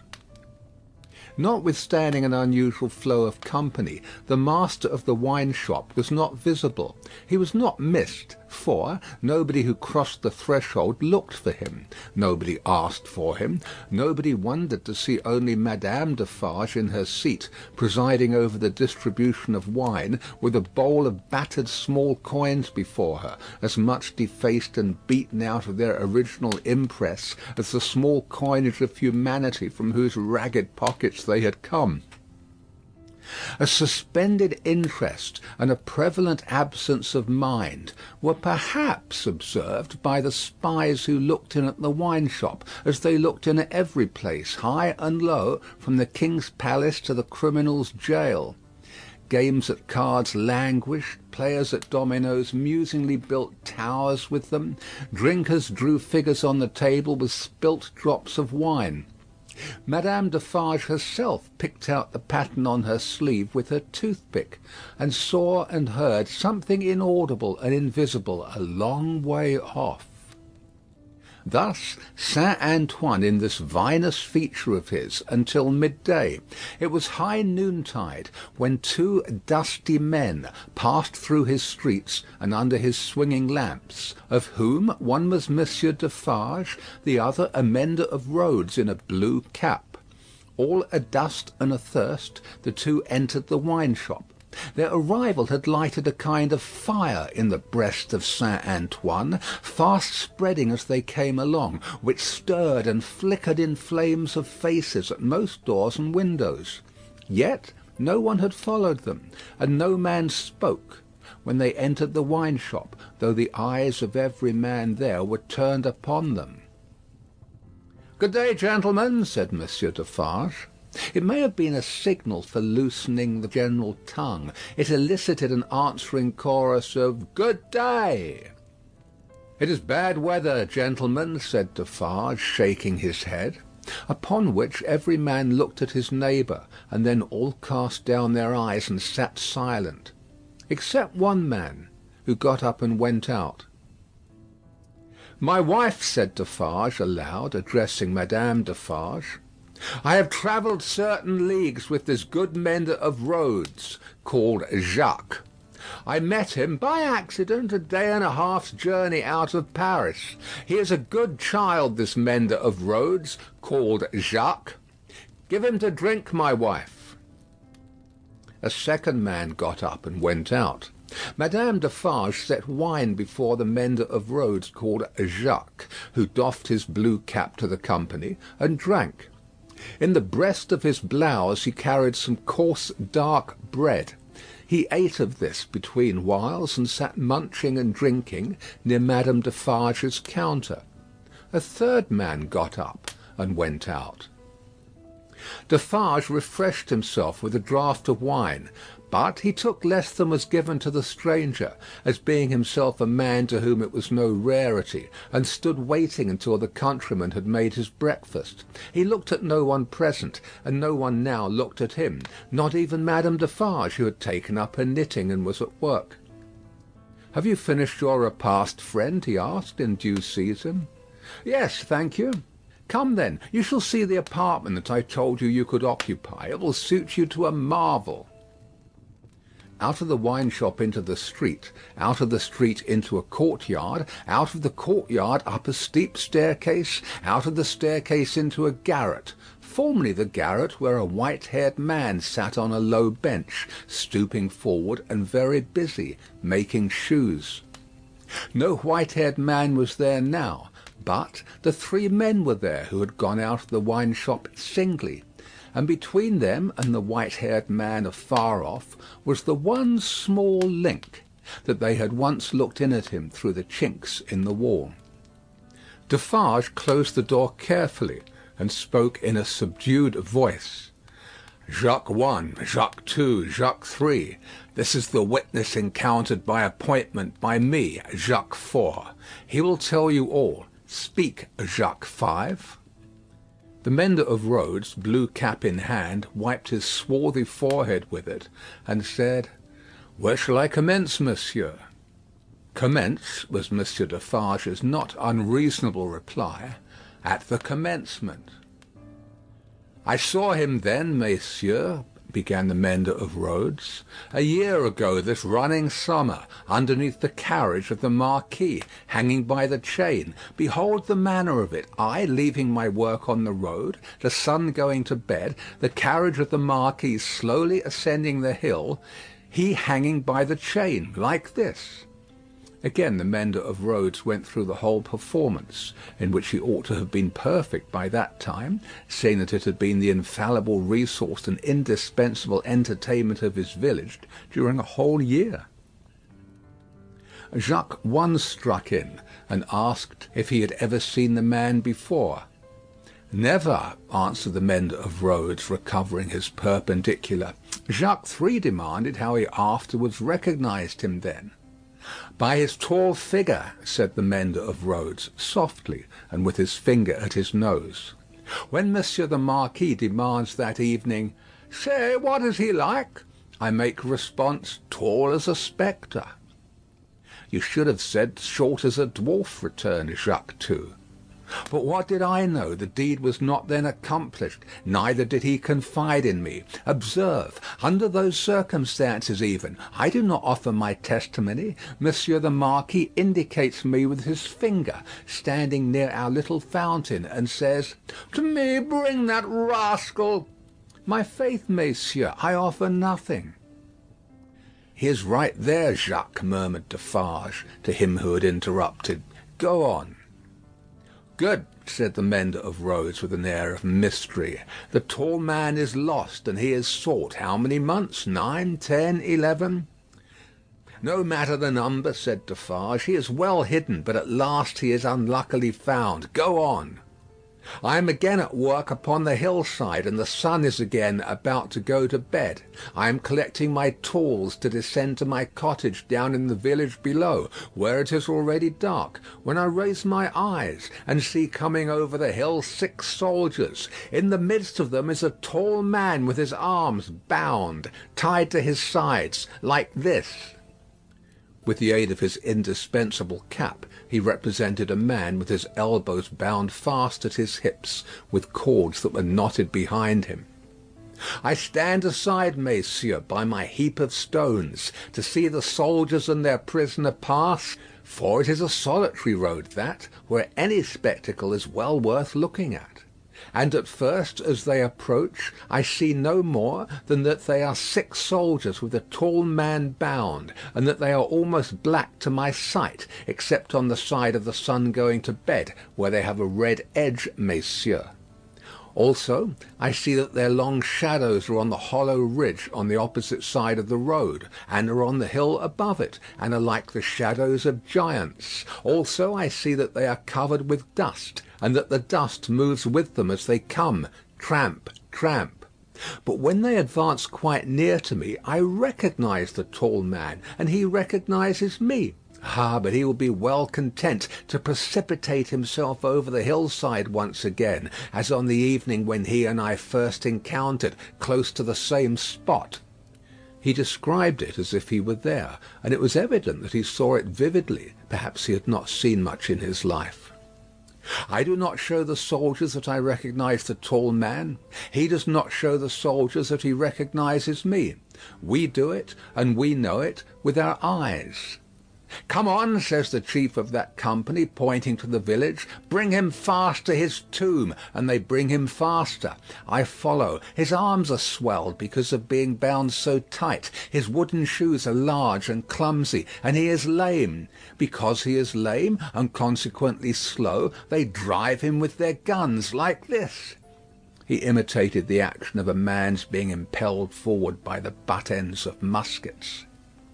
As they descend the hill like madmen running a race, he falls. They laugh and pick him up again. His face is bleeding and covered with dust, but he cannot touch it. Thereupon they laugh again. They bring him into the village. All the village runs to look. They take him past the mill and up to the prison. All the village sees the prison gate open in the darkness of the night, and swallow him, like this.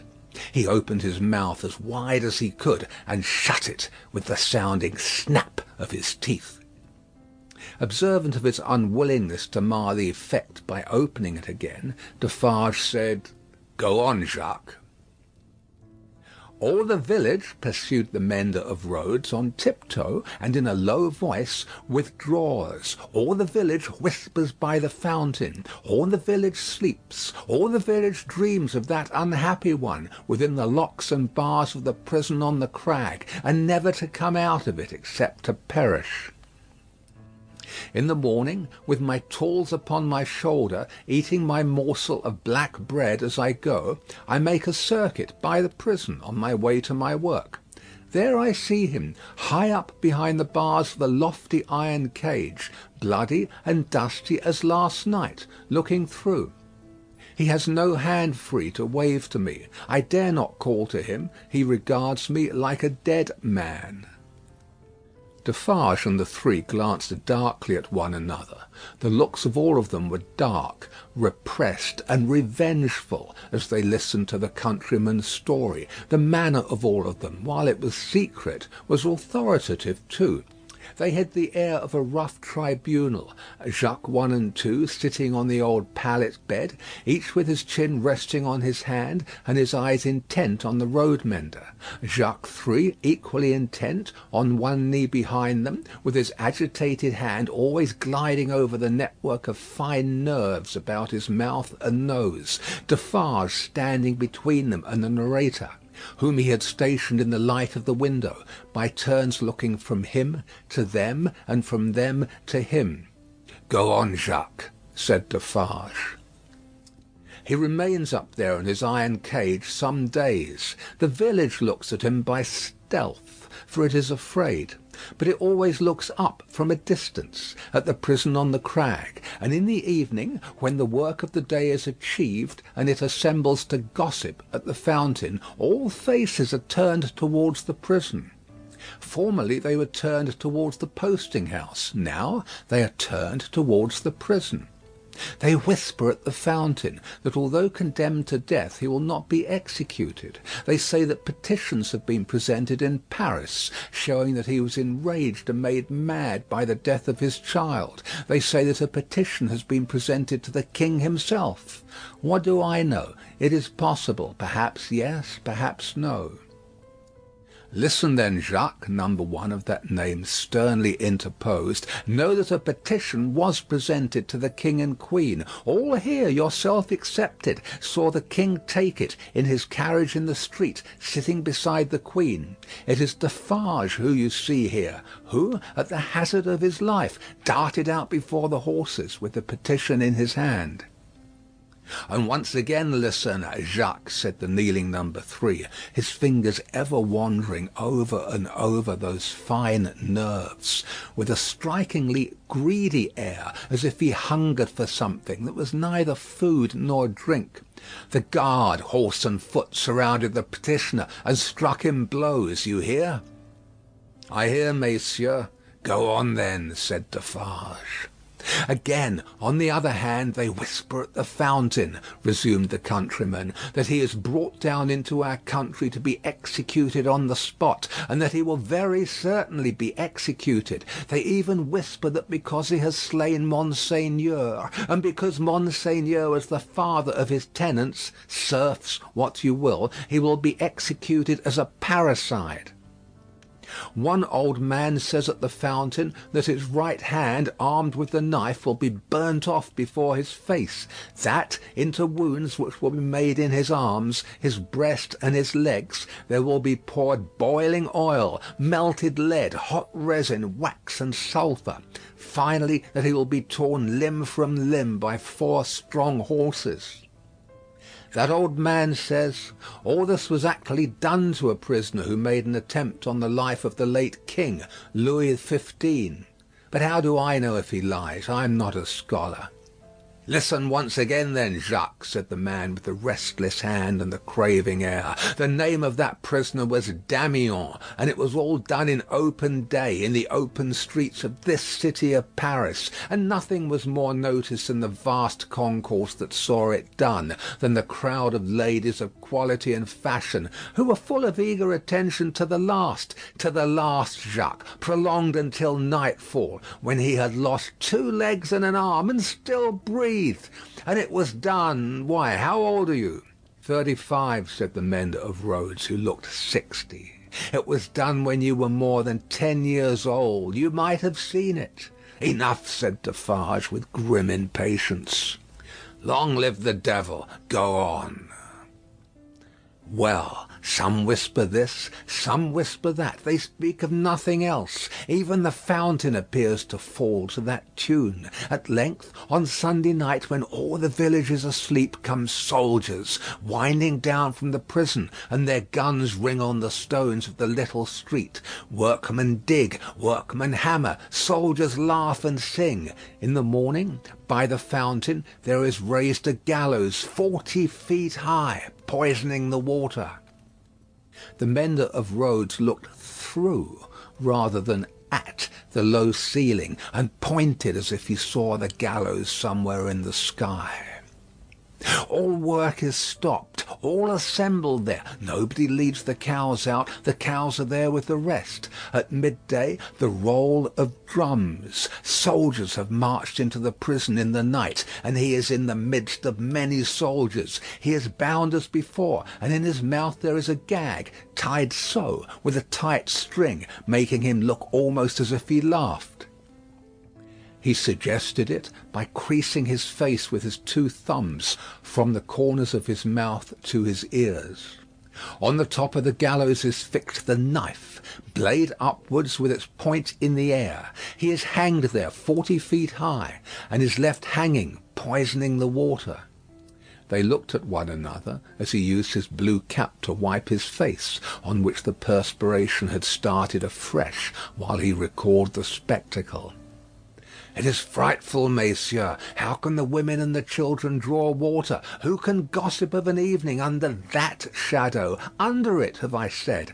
When I left the village Monday evening as the sun was going to bed, and looked back from the hill, the shadow struck across the church, across the mill, across the prison, seemed to strike across the earth, messieurs, to where the sky rests upon it.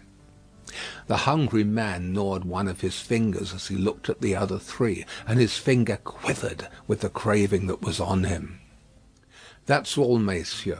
I left at sunset, as I had been warned to do, and I walked on, that night and half next day, until I met, as I was warned I should, this comrade.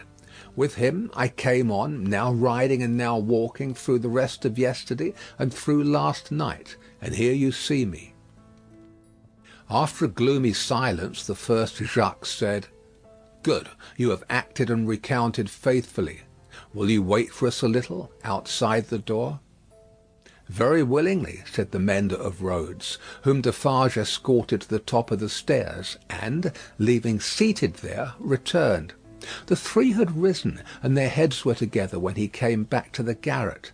"How say you, Jacques?" demanded number one. "To be registered." "To be registered as doomed to destruction," returned Defarge. "Magnificent," croaked the man with the craving. "The château and all the race?" inquired the first. "The château and all the race," returned Defarge. "Extermination." The hungry man repeated in a rapturous croak, "Magnificent," and began gnawing another finger.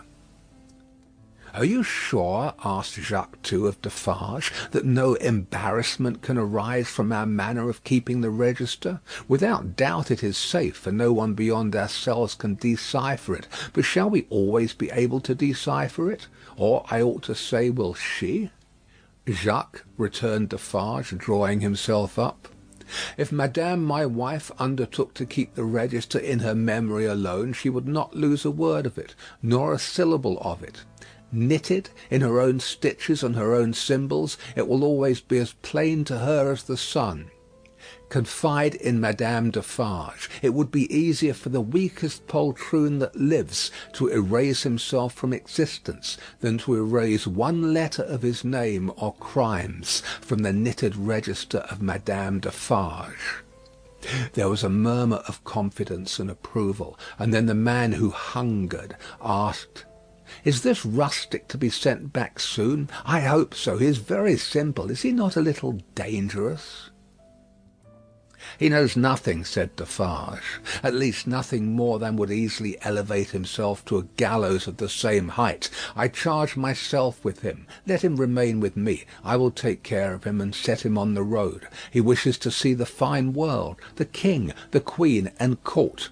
Let him see them on Sunday." "What?" exclaimed the hungry man, staring. "Is it a good sign that he wishes to see royalty and nobility?" "Jacques," said Defarge, "judiciously show a cat milk if you wish her to thirst for it. Judiciously show a dog his natural prey if you wish him to bring it down one day." Nothing more was said, and the mender of roads, being found already dozing on the topmost stair, was advised to lay himself down on the pallet bed and take some rest. He needed no persuasion, and was soon asleep. Worse quarters than Defarge's wine shop could easily have been found in Paris for a provincial slave of that degree. Saving for a mysterious dread of Madame, by which he was constantly haunted, his life was very new and agreeable. But Madame sat all day at her counter, so expressly unconscious of him, and so particularly determined not to perceive that his being there had any connection with anything below the surface, that he shook in his wooden shoes whenever his eye lighted on her. For he contended with himself that it was impossible to foresee what that lady might pretend next, and he felt assured that if she should take it into her brightly ornamented head to pretend that she had seen him do a murder, and afterwards flay the victim, she would infallibly go through with it until the play was played out.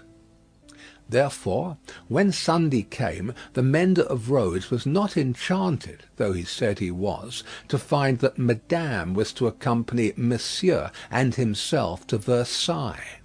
It was additionally disconcerting to have Madame knitting all the way there in a public conveyance. It was additionally disconcerting yet to have Madame in the crowd in the afternoon, still with her knitting in her hands, as the crowd waited to see the carriage of the King and Queen. "You work hard, Madame," said a man near her. "Yes," answered Madame Defarge, "I have a good deal to do." "What do you make, Madame?" "Many things. For instance?" "For instance," returned Madame Defarge composedly, "shrouds." The man moved a little further away as soon as he could, and the mender of roads fanned himself with his blue cap, feeling it mightily close and oppressive. If he needed a king and queen to restore him, he was fortunate in having his remedy at hand, for soon the large-faced king and the fair-faced queen came in their golden coach, attended by the shining bull's-eye of their court, a glittering multitude of laughing ladies and fine lords, and in jewels and silks and powder and splendour, and elegantly spurning figures and handsomely disdainful faces of both sexes. The mender of roads bathed himself, so much to his temporary intoxication, that he cried, "Long live the king! Long live the queen! Long live everybody and everything!" as if he had never heard of ubiquitous Jacques in his time. Then there were gardens, courtyards, terraces, fountains, green banks, more king and queen, more bull's-eye, more lords and ladies, more long live they all, until he absolutely wept with sentiment. During the whole of this scene, which lasted some 3 hours, he had plenty of shouting and weeping and sentimental company, and throughout Defarge held him by the collar, as if to restrain him from flying at the objects of his brief devotion and tearing them to pieces. "Bravo!" said Defarge, clapping him on the back when it was over like a patron. "You are a good boy." The mender of roads was now coming to himself, and was mistrustful of having made a mistake in his late demonstrations. But no. "You are the fellow we want," said Defarge in his ear. "You make these fools believe that it will last for ever. Then they are the more insolent, and it is the nearer ended." "Hey!" cried the mender of roads reflectively. "That's true. These fools know nothing, while they despise your breath, and would stop it for ever and ever, in you or in 100 like you, rather than in one of their own horses or dogs. They only know what your breath tells them. Let it deceive them, then, a little longer. It cannot deceive them too much." Madame Defarge looked superciliously at the client, and nodded in confirmation. "As to you," said she, "you would shout and shed tears for anything if it made a show and a noise. Say, would you not?" "Truly, madame, I think so, for the moment." "If you were shown a great heap of dolls, and were set upon them to pluck them to pieces, and despoil them for your own advantage, you would pick out the richest and gayest. Say, would you not?" "Truly, yes, madame." "Yes, and if you were shown a flock of birds unable to fly, and were set upon them to strip them of their feathers for your own advantage, you would set upon the birds of the finest feathers, would you not?" "It is true, madame." "You have seen both dolls and birds to-day," said Madame Defarge, with a wave of her hand towards the place where they had last been apparent. "Now, go home."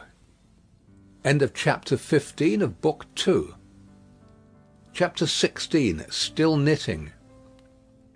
Madame Defarge and Monsieur her husband returned amicably to the bosom of Saint Antoine, while a speck in a blue cap toiled through the darkness, and through the dust, and down the weary miles of avenue by the wayside, slowly tending towards that point of the compass where the chateau of Monsieur the Marquis, now in his grave, listened to the whispering trees.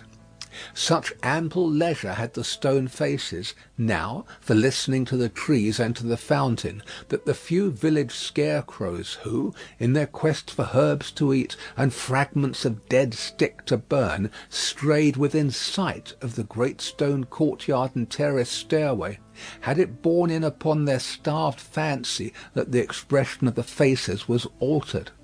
A rumour just lived in the village, had a faint and bare existence there, as its people had, that when the knife struck home, the faces changed, from faces of pride to faces of anger and pain. Also, that when that dangling figure was hauled up 40 feet above the fountain, they changed again, and bore a cruel look of being avenged, which they would henceforth bear for ever.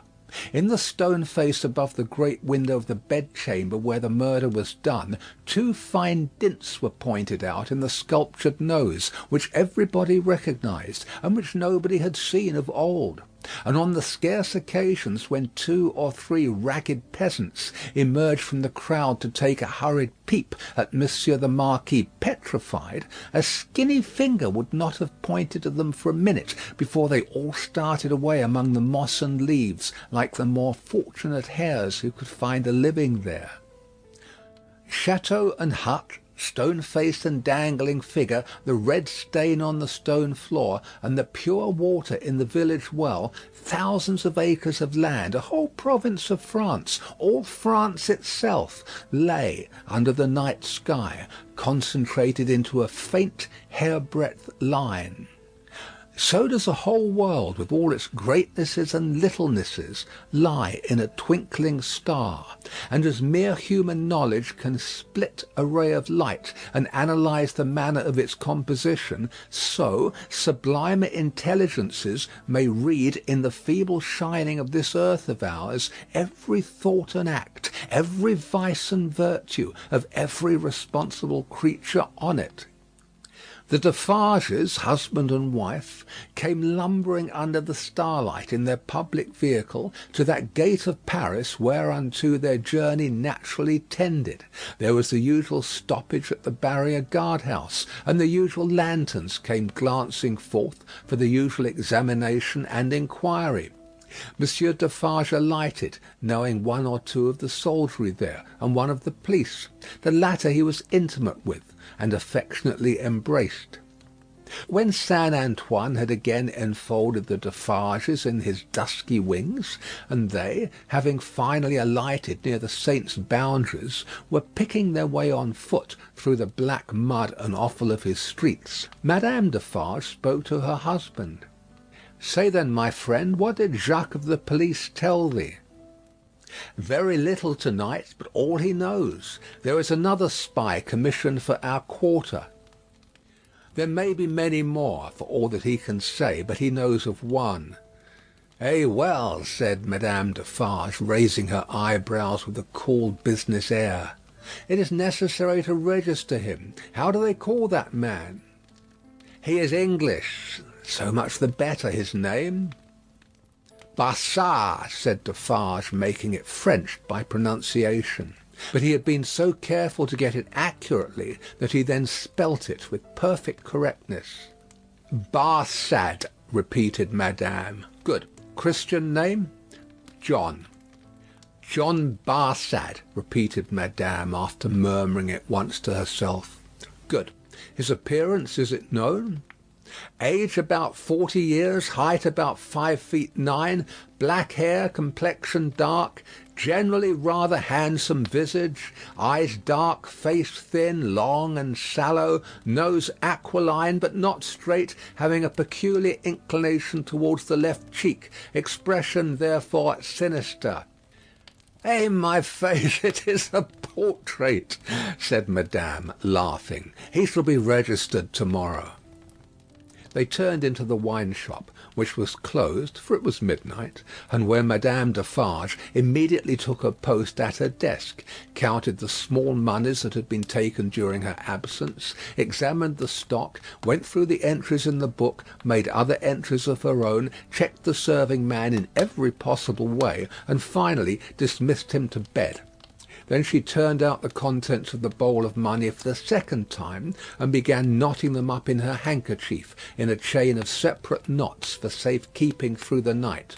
All this while Defarge, with his pipe in his mouth, walked up and down, complacently admiring but never interfering, in which condition, indeed, as to the business and his domestic affairs, he walked up and down through life. The night was hot, and the shop, close shut and surrounded by so foul a neighbourhood, was ill-smelling. Monsieur Defarge's olfactory sense was by no means delicate, but the stock of wine smelt much stronger than it ever tasted, and so did the stock of rum and brandy and aniseed. He whiffed the compound of scents anyway, as he put down his smoked-out pipe. "You are fatigued," said Madame, raising her glance as she knotted the money. "There are only the usual odours." "I am a little tired," her husband acknowledged. "You are a little depressed too," said Madame, whose quick eyes had never been so intent on the accounts, but they had had a ray or two for him. "Oh, the men, the men!" "But, my dear," began Defarge. "But, my dear," repeated Madame, nodding firmly. "But, my dear, you are faint of heart to-night, my dear." "Well, then," said Defarge, as if a thought were wrung out of his breast, "it is a long time." "It is a long time," repeated his wife. "And when is it not a long time? Vengeance and retribution require a long time. It is the rule." "It does not take a long time to strike a man with lightning," said Defarge. "How long," demanded Madame composedly, "does it take to make and store the lightning? Tell me." Defarge raised his head thoughtfully, as if there was something in that too. "It does not take a long time," said Madame, "for an earthquake to swallow a town. Eh, well, tell me how long it takes to repair the earthquake." "A long time, I suppose," said Defarge. "But when it is ready, it takes place and grinds to pieces everything before it. In the meantime it is always preparing, though it is not seen or heard. That is your consolation. Keep it." She tied a knot with flashing eyes, as if it throttled a foe. "I tell thee," said Madame, extending her right hand for emphasis, "that although it is a long time on the road, it is on the road and coming. I tell thee it never retreats and never stops. I tell thee it is always advancing. Look around and consider the lives of all the world that we know. Consider the faces of all the world that we know. Consider the rage and discontent to which the Jacquerie addresses itself with more and more of certainty every hour. Can such things last? Bah! I mock you." "My brave wife," returned Defarge, standing before her with his head a little bent and his hands clasped at his back, like a docile and attentive pupil before his catechist, "I do not question all this. But it has lasted a long time, and it is possible, you know well, my wife, it is possible that it may not come during our lives." "Eh, well, how then?" demanded Madame, tying another knot, as if there were another enemy strangled. "Well," said Defarge, with a half complaining and half apologetic shrug, "we shall not see the triumph." "We shall have helped it," returned Madame, with her extended hand in strong action. "Nothing that we do is done in vain. I believe with all my soul that we shall see the triumph. But even if not, even if I knew certainly not, show me the neck of an aristocrat and tyrant, and still I would—" Then Madame, with her teeth set, tied a very terrible knot indeed. "Hold!" cried Defarge, reddening a little, as if he felt charged with cowardice. "I too, my dear, will stop at nothing." "Yes, but it is your weakness that you sometimes need to see your victim in your opportunity to sustain you. Sustain yourself without that. When the time comes, let loose the tiger and the devil, but wait for the time with the tiger and the devil chained, not shown, yet always ready." Madame enforced the conclusion of this piece of advice by striking her little counter with her chain of money, as if she knocked its brains out, and then gathering the heavy handkerchief under her arm in a serene manner, and observing that it was time to go to bed. Next noontide saw the admirable woman in her usual place in the wine shop, knitting away assiduously. A rose lay beside her, and if she now and then glanced at the flower, it was with no infraction of her usual preoccupied air. There were a few customers drinking or not drinking, standing or seated, sprinkled about. The day was very hot, and heaps of flies, who were extending their inquisitive and adventurous perquisitions into all the glutinous little glasses near Madame, fell dead at the bottom. Their decease made no impression on the other flies out promenading, who looked at them in the coolest manner, as if they themselves were elephants or something as far removed, until they met the same fate. Curious to consider how heedless flies are, perhaps they thought as much at court that sunny summer day. A figure entering at the door threw a shadow on Madame Defarge, which she felt to be a new one. She laid down her knitting and began to pin her rose in her headdress before she looked at the figure. It was curious. The moment Madame Defarge took up the rose, the customers ceased talking, and began gradually to drop out of the wine shop. "Good day, madame," said the newcomer. "Good day, monsieur." She said it aloud, but added to herself as she resumed her knitting, "Ha! Good day. Age about 40, height about 5 feet 9, black hair, generally rather handsome visage, complexion dark, eyes dark, thin, long and sallow face, aquiline nose but not straight, having a peculiar inclination towards the left cheek, which imparts a sinister expression. Good day, one and all."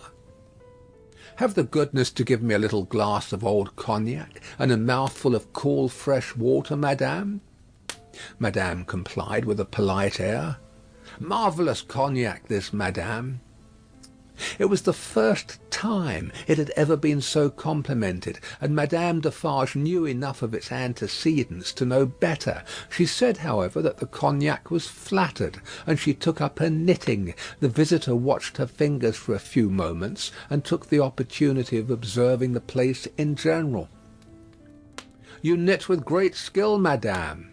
"I am accustomed to it. A pretty pattern, too." "You think so?" said madame, looking at him with a smile. "Decidedly. May one ask what it is for?" "Pastime," said madame, still looking at him with a smile, while her fingers moved nimbly. "Not for use?"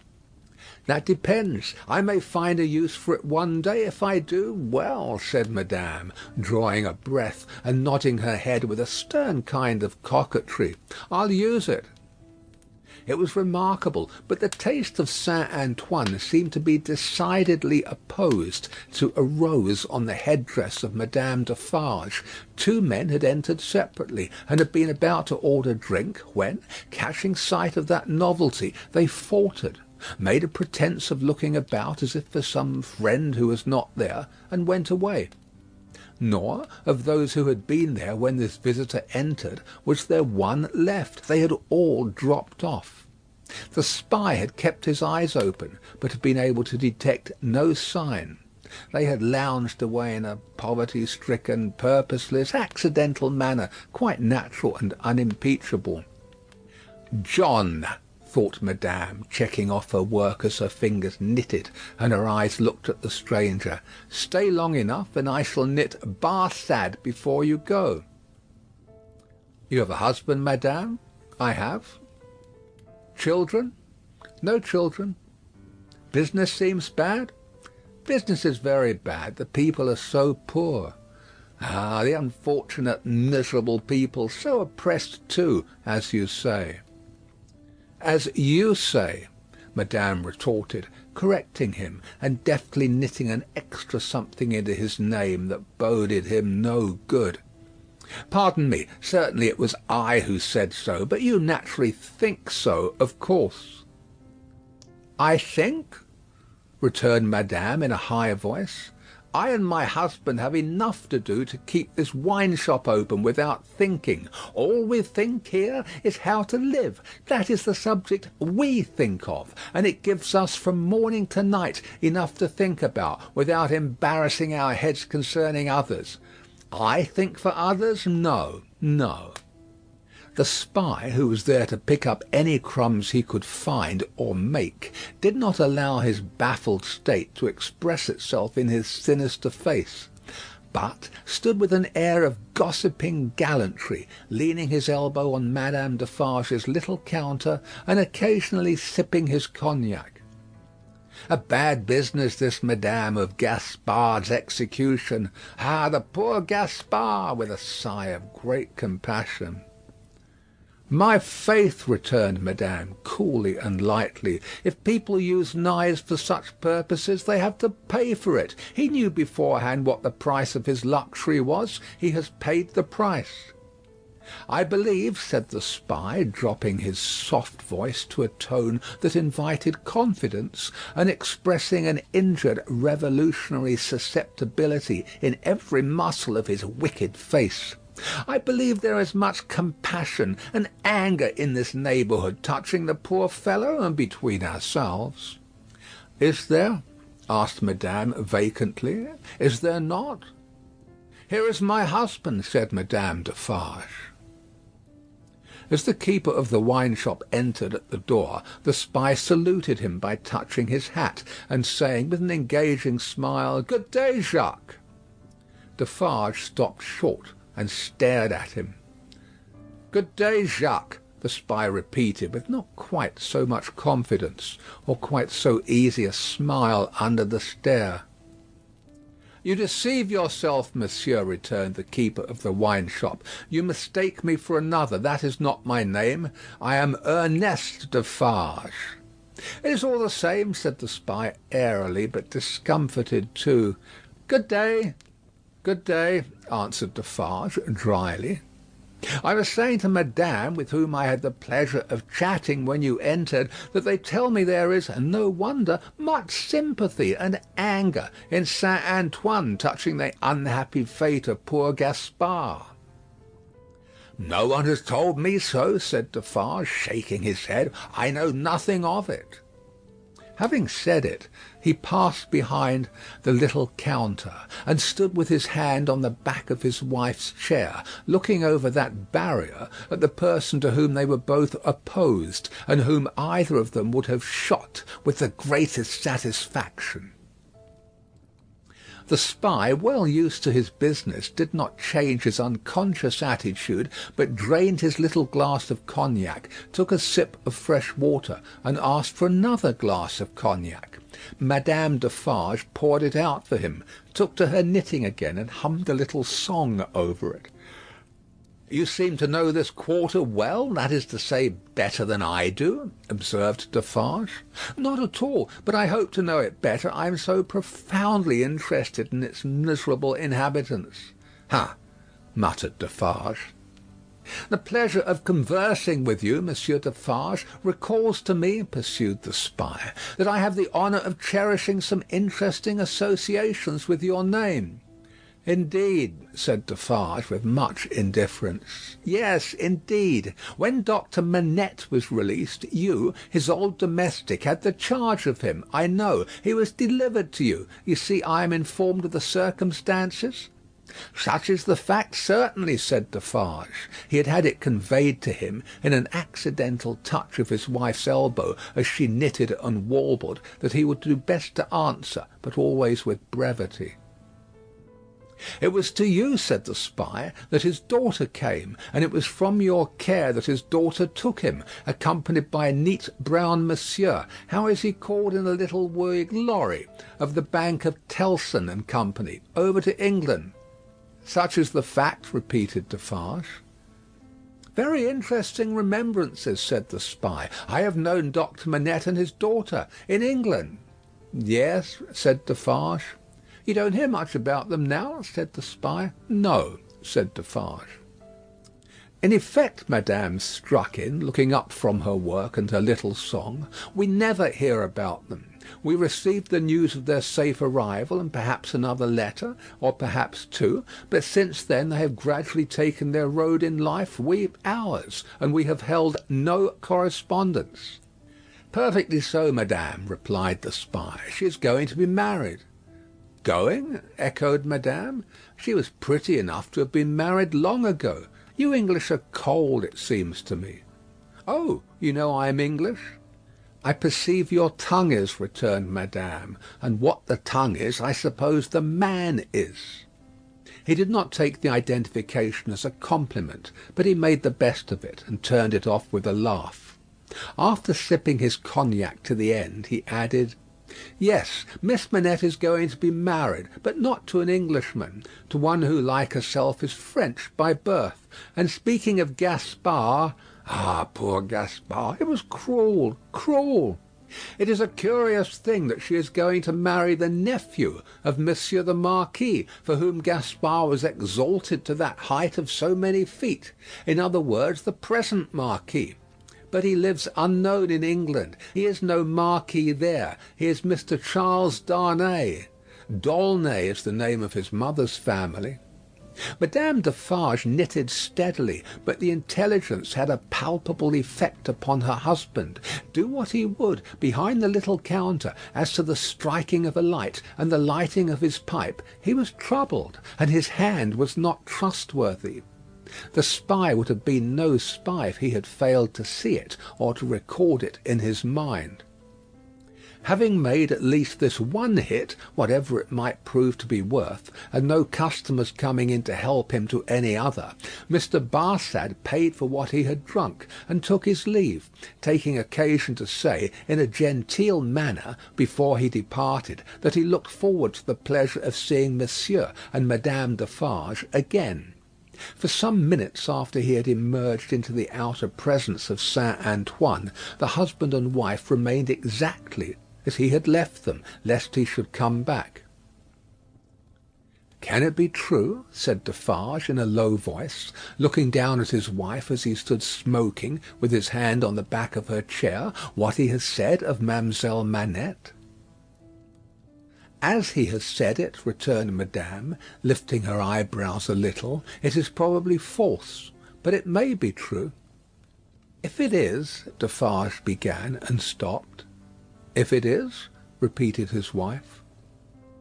"And if it does come, while we live to see it triumph, I hope, for her sake, destiny will keep her husband out of France." "Her husband's destiny," said Madame Defarge, with her usual composure, "will take him where he is to go, and will lead him to the end that is to end him. That is all I know. But it is very strange, now at least, is it not very strange?" said Defarge, rather pleading with his wife to induce her to admit it, "that, after all our sympathy for Monsieur her father and herself, her husband's name should be prescribed under your hand at this moment by the side of that infernal dog's who has just left us?" "Stranger things than that will happen when it does come," answered madame. "I have them both here of a certainty, and they are both here for their merits. That is enough." She rolled up her knitting when she had said those words, and presently took the rose out of the handkerchief that was round about her head. Either Saint Antoine had an instinctive sense that the objectionable decoration was gone, or Saint Antoine was on the watch for its disappearance.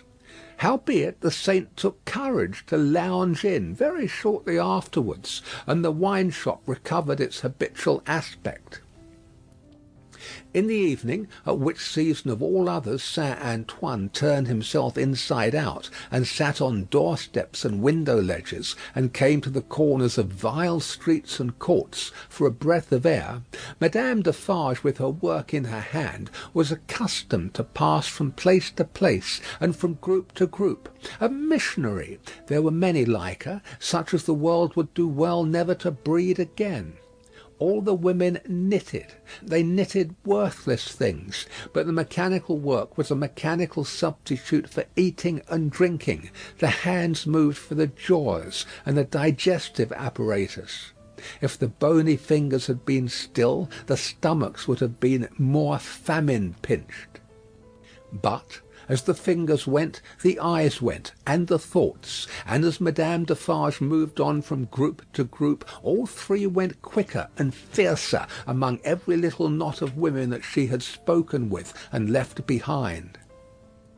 Her husband smoked at his door, looking after her with admiration. "A great woman," said he, "a strong woman, a grand woman, a frightfully grand woman." Darkness closed around, and then came the ringing of church bells, and the distant beating of the military drums in the palace courtyard, as the women sat knitting.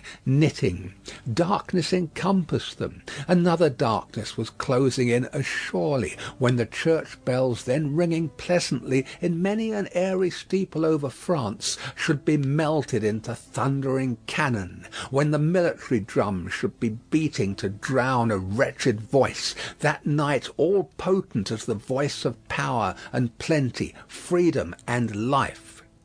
So much was closing in about the women who sat knitting, that they, their very selves, were closing in around a structure yet unbuilt, where they were to sit knitting, counting dropping heads. End of Book 2, Chapter 16.